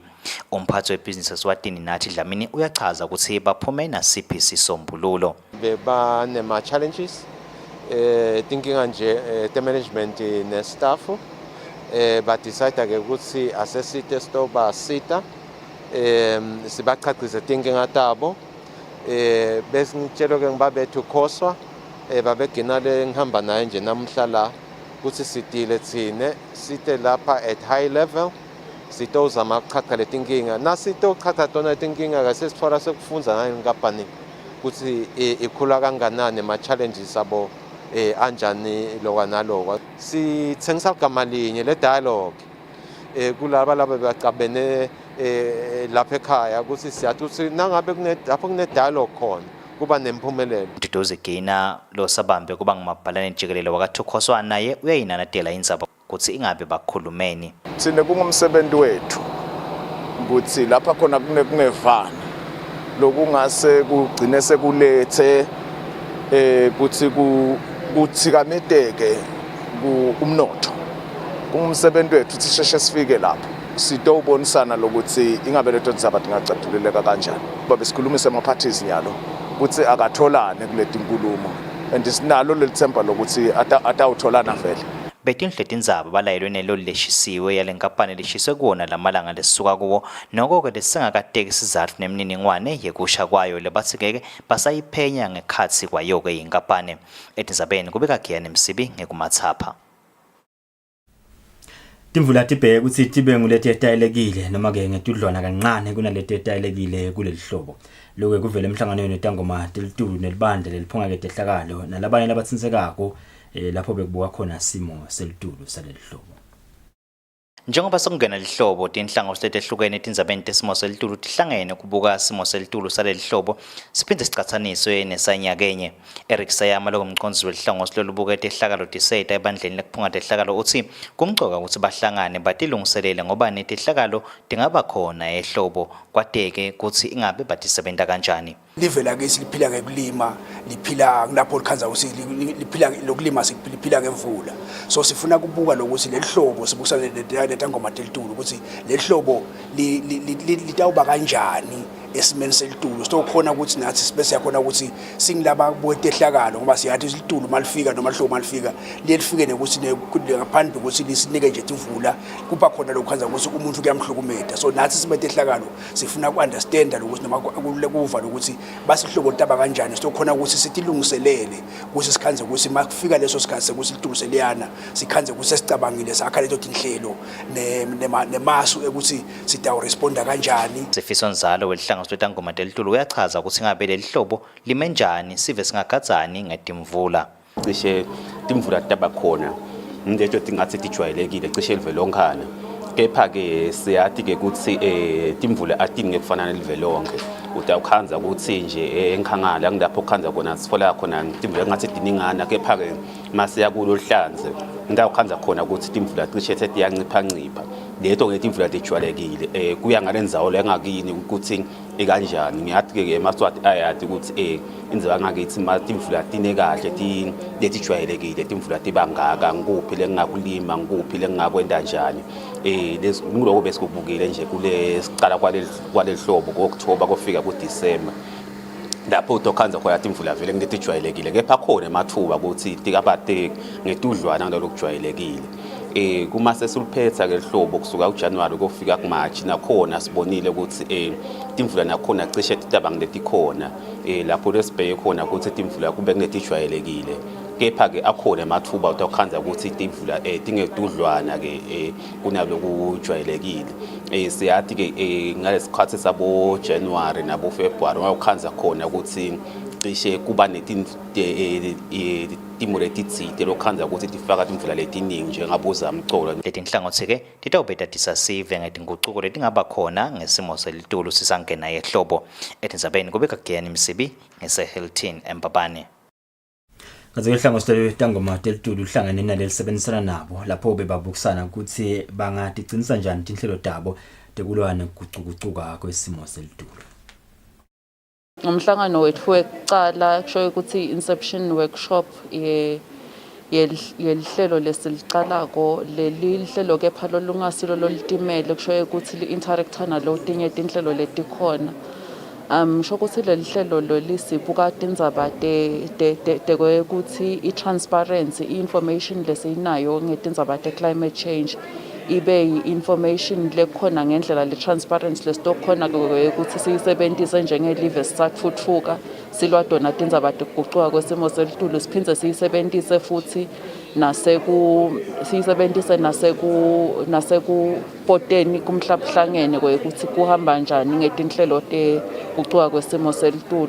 Shokuthi ke leli hlelo leli sisupportwa ngumhlabuhlangene li-office lelibitwa nga-UN Office for Project Support leline lihlelo lelibitwa nge-Initiative for Climate Action Transparency le kungilona ke silisita sithina siyayizivame sikhulume sithi ngi-ICAT kusho ukuthi ke la kuleli hlelo thina laSwatini sibuke ukuthi sitawubuka tinhlangothi letahlukahlukene lapho sitawube sicinisa khona lenzaba ye-transparency ukuthi sibe ne-information letakwenda ukuthi isebenziseke ngcono both lakhaya noma sesport letinhlangothi ke lesitibukako phansi kwelihlelo lwe-adaptation sibuka indzaba yemanti nenzaba yetempilo bese ke ngalanga ka-mitigation sibuka indzaba yetemandla energy siphindze sibuke lihlangothi labo agriculture forestry nekusetshenziswa kwemhlaba lapho ke sibuke khona ukuthi singagcinisa diphi tinhlelo kude ukuthi i-information lesibanayo ibe ngile ngcono kunalokho lebesikwenza ngayitolo njengaloku ngishido ke sinethemba leliphelele ukuthi lo lihlelo lolu litasisita ukuthi sicinise tinhlelo tethu kude ukuthi sikhone ukuthi sibe ne-information letawu-informa our reporting iphindze i-informe i-sustainable development in the country. Kazi-ke kude lithuthuke elizinga lekunatha emaphilisi ekuthinsibalisa ligciwane i-HIV litiko letimpilo selethulele elinye lemaphilisi ekuthinsibalisa leligciwane lelatiwa le-evavirence 400 lekusho ukuthi ke labo bebanatha i-evavirence 600 kumele ke sale bayiyekela banathe lelisha lokhu kuvakele ngalobuke kunathwa kwemaphilisi etiko letempilo Dr. Advocate Lamini. Eminyakeni lophelile inhlangano yakamhlaba yetempilo i-World Health Organization yancoma ukuthi emave emhlaba kashintshe lelinye lemaphilisi ethinzibalisa ligciwane HIV lelatiwa ngele-efavirenz 600 sale basebenzisa i-efavirenz 400 lobuketa indzaba temaphilisi ethinzibalisa ligciwane ehlangothini letempilo libuketa indzaba te-HIV isnap le-efavirenz 600 beyinemthelela thite kulabo labalisebenzisako kufaka ekhatsi kucasuka nekungalali kahle ebusuku baphelelwa buthongo. Leli philisi belivele kuliphilisi lelatiwayo, philisi litholakalayo lesinalo eveni silibita nge-efavirenz. Liphilisi litholwa bantfu kuloluhla lokuqala the first line drug besivele sinalo silitiko letempilo. Mane lenhlobo besiyithola beyithe yona kwesinza ngesisindvo it was 600 mg nyalo sesisebenzisa 400 mg show ukuthi ngekolulekwa nengokusebenta namhlabuhlangene WHO lo msebenzi lona kube umsebenzi livele lusukumse kuyo nje inyanga eKholwane lile ling 600 emandla alo the strength utholakala ukuthi indlela side kuba khona lo bese kuyavela lokunye lokhanza ukuthi kuyaphazamisa abantu bethu labaphila ne-HIV nabasasele philisi khanze ukuthi kuba nemphumela ukuthi umuntu nje ativele angasikahle in terms of ukuthi alahlekelwe ubuthongo lomunye wakhona lomunye ukhanze ukuthi uba emotional irritable ngokuthi uthatha lona so lela 400 mg selokulenta lo msebenzi lo 600 bekawenta ngalokuphelele mane lona selingcono ngaleti gabade ukuthi umuntu asinakalidla athi khanze seka irritable noma sekhanze futhi alahlekelwa nabuthongo. Ngikusho kombiko litiko letempilo athi ngolungale tinga-204 204,000 emaswati ladla emaphilisi ethinzibalisa ligciwane i-HIV kanti labathi ngolungale tinga-31 basebenzisa leli philisi le-efavirenz 600 etindzabeni teSwatini TV kubika Samkelisiwe Khoza nginavuma inkosi Nsinisa eMbabane. Emaphoyisa kaHlatsi sekabambe emajaha lamane lebekatamake ba tinsambo telithusi emgwaqweni usuka eSalema ulibhekise enkundleni yakumthambama. Umxhumanisi wesibene emaphoyisa aphindile vilakathi usilamajaha sekavele agcinwe khona emaphoyiseni kaHlatsi kanti ke atawuvela enkantolo lomuhla. Kutse ngalesithathu ngetitfuba tantsambama emajaha lasihlanu ebalitfusi pheceleti ikhopha lelinganiselwa etinkhulungwaneni letingemashumi 32,000 emalangeni. Emaphoyisa akaHlatsi akhonile kuwabamba lamane alamajaha kanzi munye wawo unele kubona kutsi inhlanti ishelwe ngemanti wathi tinyawo ngetfwale. Umxhumanisi wesive nemaphoyisa aphindile vilakati uchaza kabanti ngalesigameko. Kuba nemadvodza lamane laboshwako endzaweni yakaHlatsi itolo lapho khona batfolakele beba ikhopha lelinganiselwa ngetulu kwa 32,000 emalangeni. Lamajaha ke sekavele agcinwe khona emaphoyiseni atawuvela enkantolo kusasa. Ngemajaha ke lo munye una 19 years, lo munye 22, lo munye 32, lo munye 36 weminyaka budzala bonke basuka endzaweni yasemhlaleni kaManzini. Umxhumanisi wemaphoyisa embubene sive phindile vilakati uthi ngakulokunye kugcekezwe endlini yadokotela kaHlatsi lapho kuthethwe khona imphahla lelinganiselwa etinkhulungwaneni letingemashumi 22,000 emalangeni. Vilakati uthi emaphoyisa akaHlatsi asaphenya njengoba letigebengu tingene ngelifastelo. Uthi emaphoyisa acela longaba neluhala atsinze emaphoyisa akaHlatsi noma ashaya inombolo yenhlaba mkhosi. Kubika Sifiso Nxumalo nginasimuva shongwe sikaHlatsi emaphoyiseni. Inhlangano yakamhlaba lebukeka indzaba tebantfwana lamanye emalunga elitiko letemfundvo avakashele ngetikolo ateshiselweni kuyawubuka ukuthi ngabe tivule njani la ngentekucala lekuvula kwetikolo. Njengakumemetela kwaNdvulankulu ukuthi lamanye emabanga etikolweni sawangavula ngalesithathu kuleli viki emalunga enhlangano yakamhlaba lebuketa indzaba tebantfwana eUNICEF nemalunga elitiko letemfundo bavakashele itikolo letimbili lekusikolo lesiphansi sasezulwini community primary nelesiphakeme sakalobamba national high kuyobuka ukuthi simo sinjani njengoba tikolo ativulwa ikakhulukati kulandzela imigomo yekulwa nemkhuhlane ye-COVID-19 losengakapheli nani. Bathi ke basakhulumisana nabothishela nebafundzi bavete ukuthi bese babakhumbulile bafundzi kanti-ke nabo bafundzi bese bakhumbulile esikolweni ikakhulukazi ngoba bayashiyeka nasetifundweni nabavalile ngakho-ke kumele bafundze kulolonywe impela. Bakhona-ke nebafundzi lebajikisiwe ngelilanga lekuqala ngoba sekwafundwa ngema-shifts lebeyisolo ikumemetela emsakatweni indvuna yetemfundo ukuthi akufundwe ngetigaba kube yitesiphithiphithi etikolweni. Losahhovisini letekuxhumana enhlanganweni yaka-UNICEF noNhlanhla Nkambule uthi imithetho yokulwa nekwanza kwe-COVID-19 bakhanza ukuthi iyalandzelwa impela kuletikolwa. Kulolu vakasho lwethu layitolo sikhanzile ukuthi nabo bantwana nabothishela bajabule kakhulu ngokuvulwa kwesikolo kodwa-ke lokuthi siyabisile ukuthi ngathi sasondela nje egedeni esikoleni sekuqala la sifike khona ezulwini community sihlangane nebantwana labajabulile ukuthi bona bajikisiwe. Njengoba nje bantwana bese babuke endili kakhulu ukuthi isikolo sivulwe bonke bebacabanga ukuthi batawubuyela esikolweni nasibabuda labo lesibakhanze ngesikhathi esikolweni basibona bese bakhumbule kakhulu bangani babo. Abanye bakhumbula nje bona lokho esikolweni bayakhona kudla bathi ukuthi isimo emakhaya asifanani. Labo-ke labajikisiwe bajikisiwe ngoba bebangadi lokuthi ngale rotational system bona abadinge ukuba sesikolweni. So labo labajabulile nje bajikile babuyela emakhaya kodwa-ke bothishela bese babatshelile ukuthi babuye nini. Bese sibonile-ke bese sikhanze kuyinkinga ngoba lesikolo lesimbili lesikhethile ukuthi ivakashela itolo bekuleto lesine-enrollment lenkulu. Sesimbili nje lesikolo sine-enrollment le-more than 950 webantwana. So besifuna kubona ukuthi kulesi sikolo lesine-enrollment lenkulu bothishela bameneja kanjani. Lokusabhise kakhulu ubona ukuthi ngale ndlela lokwenteka ngayo kukhona abantwana lotawukhanza ukuthi beta esikolweni kanye ngelizini.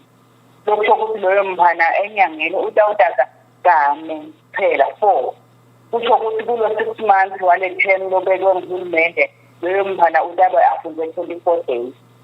Bathi-ke nendlela yokusebenza ngabongqondomshina ayikabasebenteli ngoba labanye bafundzi bedede incingo kanike bothishela bona banawo-ke nema-tablets lebangawasebentisa.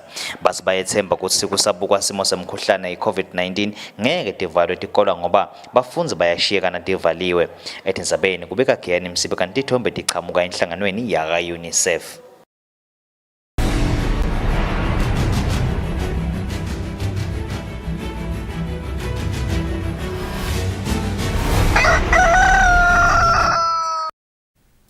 Utemidlalo umceceshi weqembu le-Royal Leopard Edwin Mathebula uthi-ke baladi iqembu le-Zesco United lapho linemandla ngakhona nalapho libuthakathaka khona.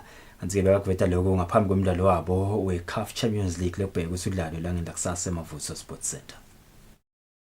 Liqembu le-Royal Leopard liyaqhubeka nemalungiselelo emidlalo walo nelicembu le-Zesco United laseveni laseZambia ngaphasi kwe-CAF Champions League preliminary round.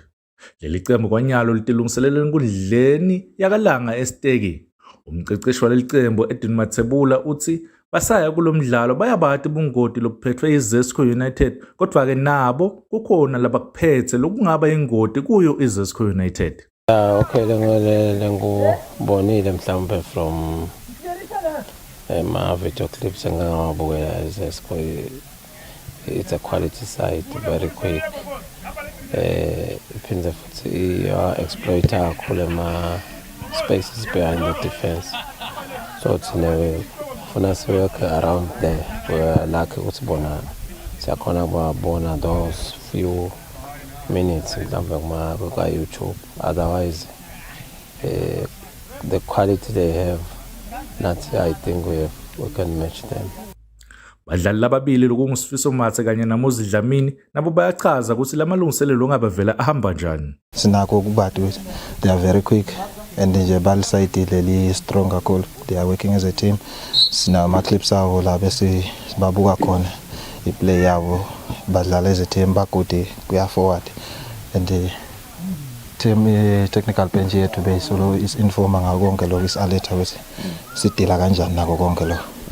iZesco okay mina nje ngingakhona kuyibukela I think beyidlala neRed Arrows lo Charity Cup so madoda la quick ngicabanga ukuthi ba quick and bayakhona lokuwenda lama off the ball runs so thina kwethu ukuthi sibavimbe lokuthi bangakhona ukuthi bawashaye kakhulu ngala kule half yangakethu bakahle nabawashaya kule half yangakabo.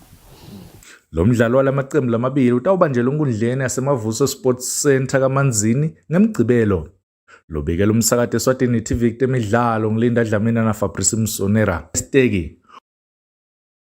Ngale temidlalo bonke sisibamba lapha kenza bathe sibili italo mhla ekseni sibahlole imakethe sibuya siyachubeka nehlelo.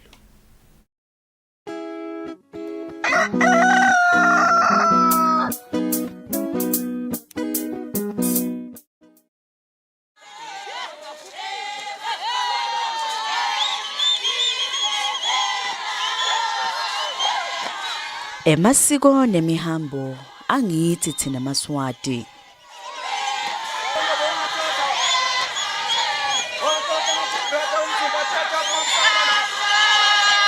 Imbali ilicapo lethu thina maSwati. Ngiyakhuthata imbali yonke ukuthi sichubeke sitiphathe kahle inhlonipho ihlala ihamba embili njengoba emakhosi ethu ahlala asitshela nekuthi nebetempilo badlale basitshela onke amalanga ukuthi sichubeke sigeze itandla ngaso sonke isikhathi sichubeke sivule tikhala emikhathisini kwethu sitinakekele kwananathi utithanze nje ungisisi uhlale uclean utithanze wena kuqala.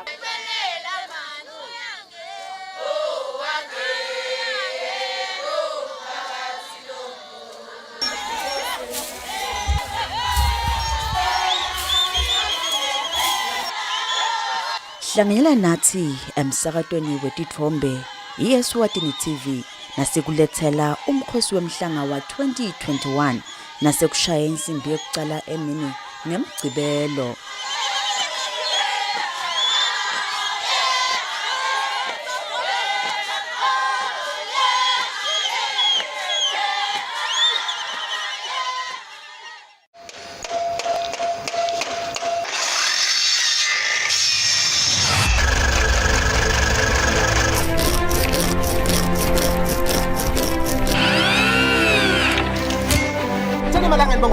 Ngosana malanga chocolate noma mfana ngithi yona ngithatha lapho ngicala kabusha nangilove love bongozo awusafaka na 20 rand kuphi mina thumane ngathi lo gifted ikike ukusebenzisa utakhona uphila ubeke singwa etafuleni mina sengimelele umngane wami bese sihamba sophanda shemu ngichasha maye mahle ebonile ngafuna ukuthi le project ingawa ngikhona nami ngoba angisiwumuntu othandza ukuthi info ingafa ngikhona ile life lesiyakiyo umuntu ngangemuntu kuyafuna at least abe nawo 3 skills in life.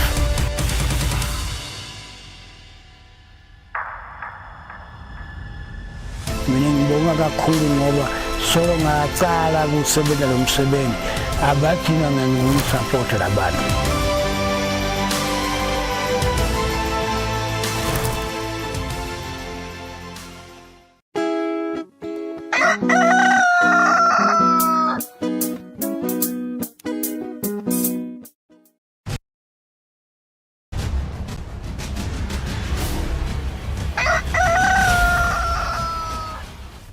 Welcome back Mbugeli. So Bugela Hlelo Kusile Breakfast Show singibukele nawo lo Sanza kusivulela. It's a Friday, so we'll be speaking to one of our local artists, hip hop artist Lucid Music. Wangenela ke music industry ngomnyaka wa 2015. He has also won Spotlight season 1. M10 Spotlight season 1. Ngumculi lo na uyahlabela uyarapper, is also a songwriter. Good morning and welcome to the show. So what does your name mean, Lucid Music? What gets Lucid Music, it means lucid is something that is clearly expressed. And it also means like light le shine from it. So coming across Lama definition lang too, I was like, I feel like angchaza kangcono than other words. So I settled for that one. So I decided to call myself Lucid Music because baneng bo lucid out there. So lo music just made me stand out from the rest of the crowd. Otherwise, yeah, the name is catchy. It's quite Lucid. catchy, isn't it? Thank you so much. All right, so you're a songwriter, you're a rapper, Yeah. and you sing as well. Yeah.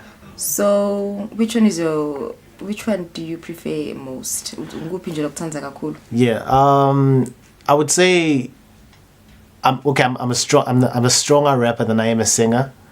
But out of the two, I mostly enjoy the songwriting because I get to, expand and talk about my experiences, my out of body experiences, as opposed to being confined to, talking about yourself. Yeah. Now, when you're a songwriter, you can even talk perspective. You can put yourself on their shoes and tell their stories. Just like one of the songs in the album, it's called "You Don't Look Okay." It is written from a female perspective, so I put myself in the shoes of a female, and then I sing the story from that perspective. So that's the part that I enjoy. Writing from different perspectives. That could be anything. So it allows me to expand in that regard. All right. So you just said you enjoy rapping more, and you also won Spotlight, which is a singing competition. Yeah. So how is that possible? Like, are you that good compared to rapping? I am actually, but I chose rapping because.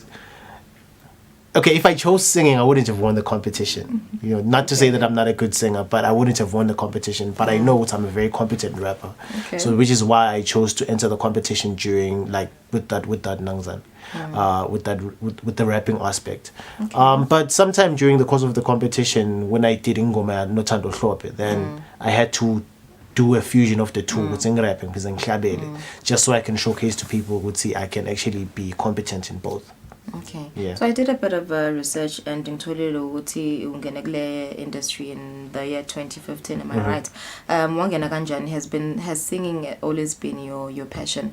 Yeah, ever since. Like I figure in the industry, I think it was 2009.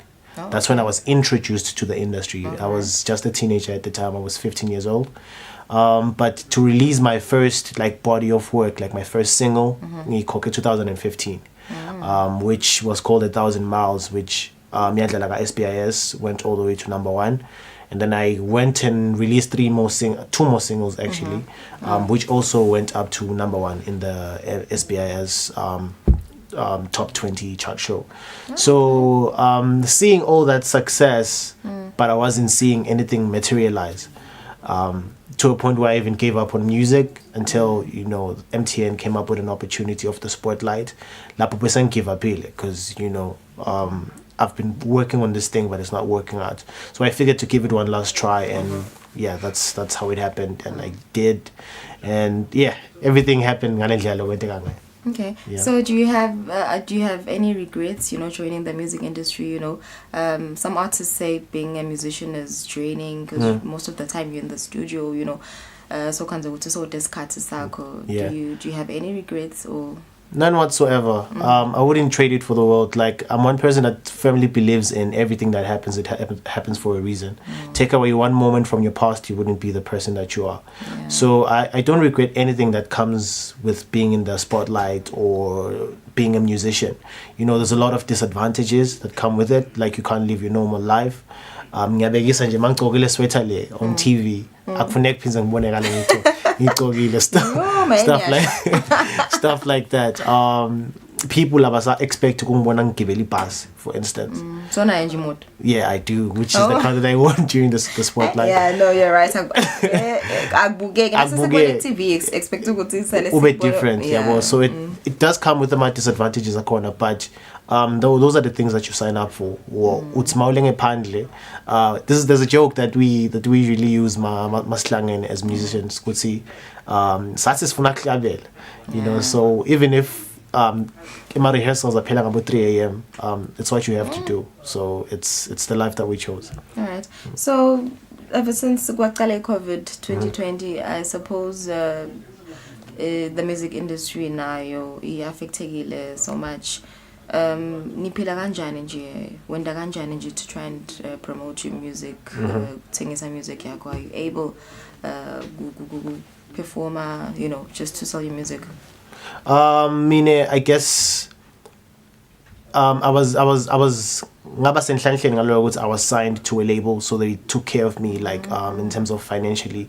Also I was a brand ambassador to MTN, so financially I was stable for the duration of because we're still in the pandemic.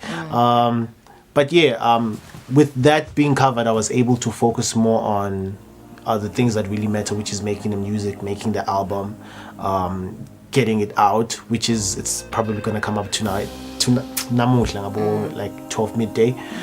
So it allowed me to focus on making music as opposed to could see where's my next meal check gonna come from and stuff like that. So I was blessed in that regard, and yeah, I wouldn't trade anything for that, because like I said, everything happens for a reason. And I feel like as much as we are all in a pandemic, but the pandemic came with as many equal opportunities for everything, because it hit like a reset button.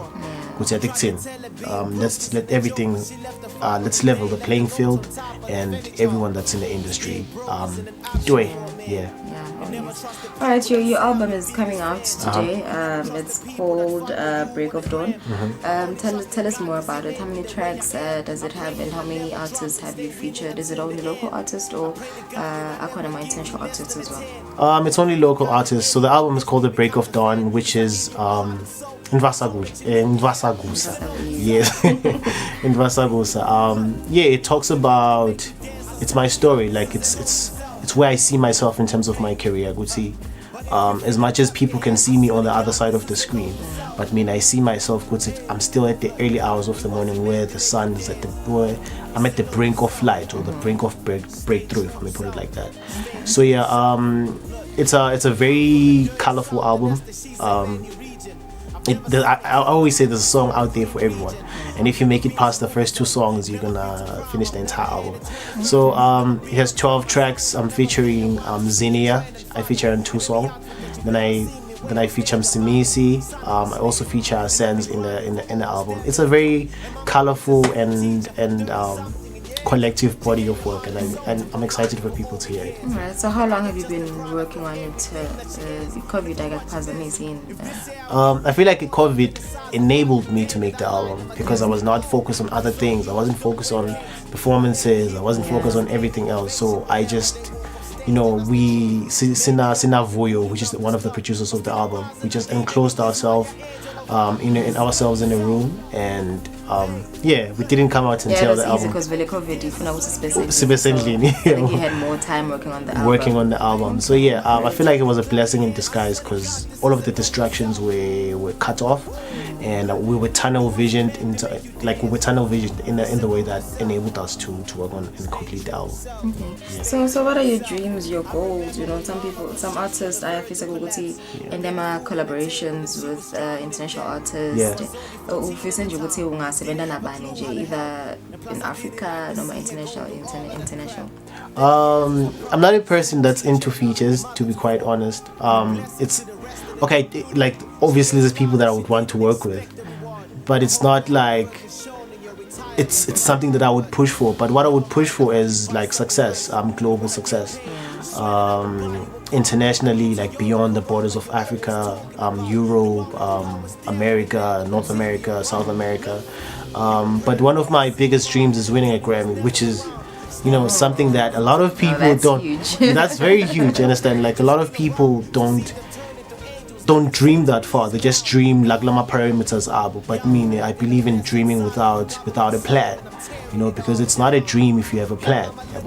So I believe that, and I know that I'm capable of doing it. It's just a matter of expanding those borders and making the music reach the rest of the world. So I don't know how long of a career I'm going to have, but if I'm fortunate enough to spend time in the industry, I know that one day it's going to happen, and it's only a matter of time. But you must be proud of yourself. You were nominated for the Swama Hip Hop and Song of the Year award. Yeah. How did that make you feel? It was a start. It was a start. But like I said, I always dream outside of my borders. I do not confine my dreams to the kingdom. I don't want to be complacent to the point where I'm like, okay, I was nominated for this. I'm good now.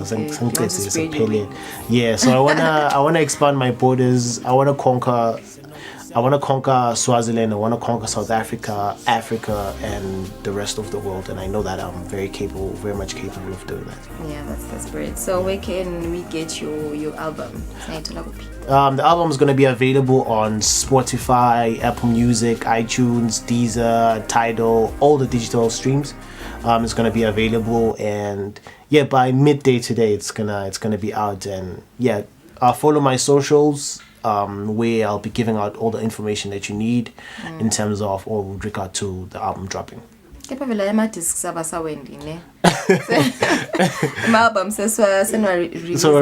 it's funny because in my car good engine I got a slot side it is. So now everything is digital, Bluetooth, so yeah, but probably we're gonna make more copies for people that still, because I feel like now it's all about my sentiments. Like a disc is now for sentimental reasons. Exactly. And also Glamalanga is like vinyl. You know, people are now semadlala records. Yeah. So everything that is old is coming back. So yeah, I think we're gonna make a few copies just for the sake of the people that wanna have the physical album. Yeah. All right. Listen, thank you so much for coming to the show and good luck. And thank you so much for having me. Na hip hop artist Lucid Music album yakhe nje leta uphuma namuhla. It'll be available in all digital platforms, Apple Music, yes, and Spotify. Ibitwa ngekuthi The Break of Dawn. The second break nasibuya sizoqhubeka nehle.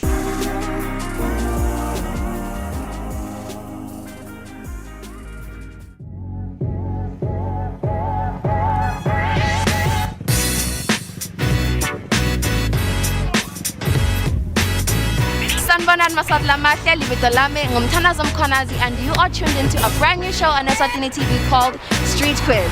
Street Quiz is a show that is aimed at finding out just how well you know your beautiful country and just how well you travel. Now, the beautiful part about it, and that is my favorite part as well, is you get to win a special prize. Now that could just be money or a little something extra. As for me and my team, Nidanibona every week from here, just as long as you tune in and nangwana strating domang balege.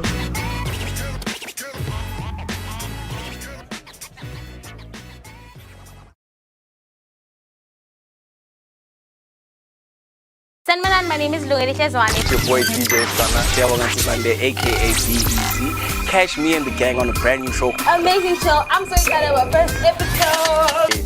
Hot new show for Studio One. As you guys know, we do cover all things music and entertainment. I'm going to be doing the news aspect specifically. Our news is divided into two segments, into international news and then local news. I'm going to be on the cozy couch, hosting all the guests that we have on the show. Thanks for joining me on the cozy couch. Your performance, how did you feel about that? I loved it. Honestly, I was ecstatic. I'll be dealing with the hottest videos for the week. At number 1, we have Tenderness featuring Willem Seni for Love Me. We have the same thing. And it's now beholden with the book of the universe. Number 1 DJ in Africa. See you every Saturday at 6 p.m. on Eswatini TV. Studio One. Studio One. Studio One.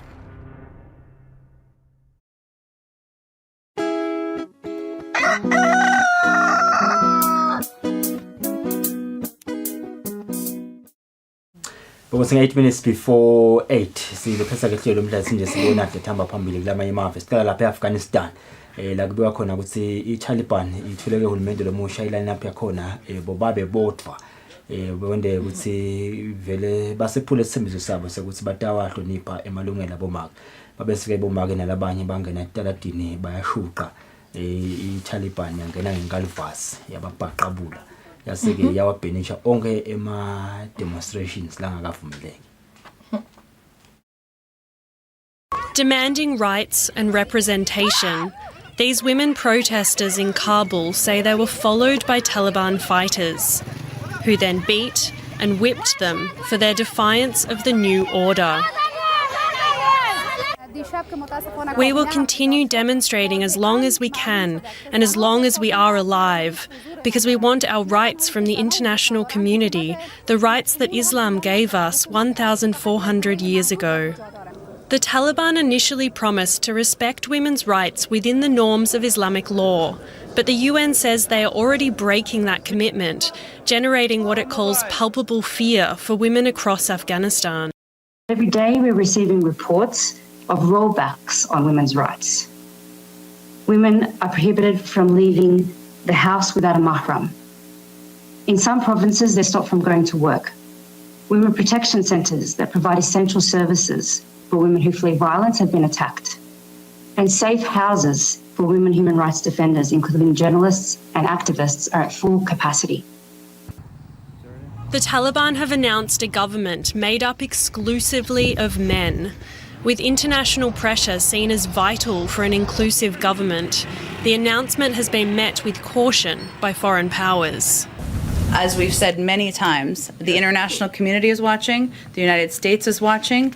It's whether they let people depart the country who want to depart, whether they treat women across the country as they have committed to treat them, and how they behave and operate. And therefore, we're not moving toward recognition. Without a clear Taliban statement on women's rights, their actions so far have shown these activists that they must keep fighting on, despite the increasing danger and intimidation.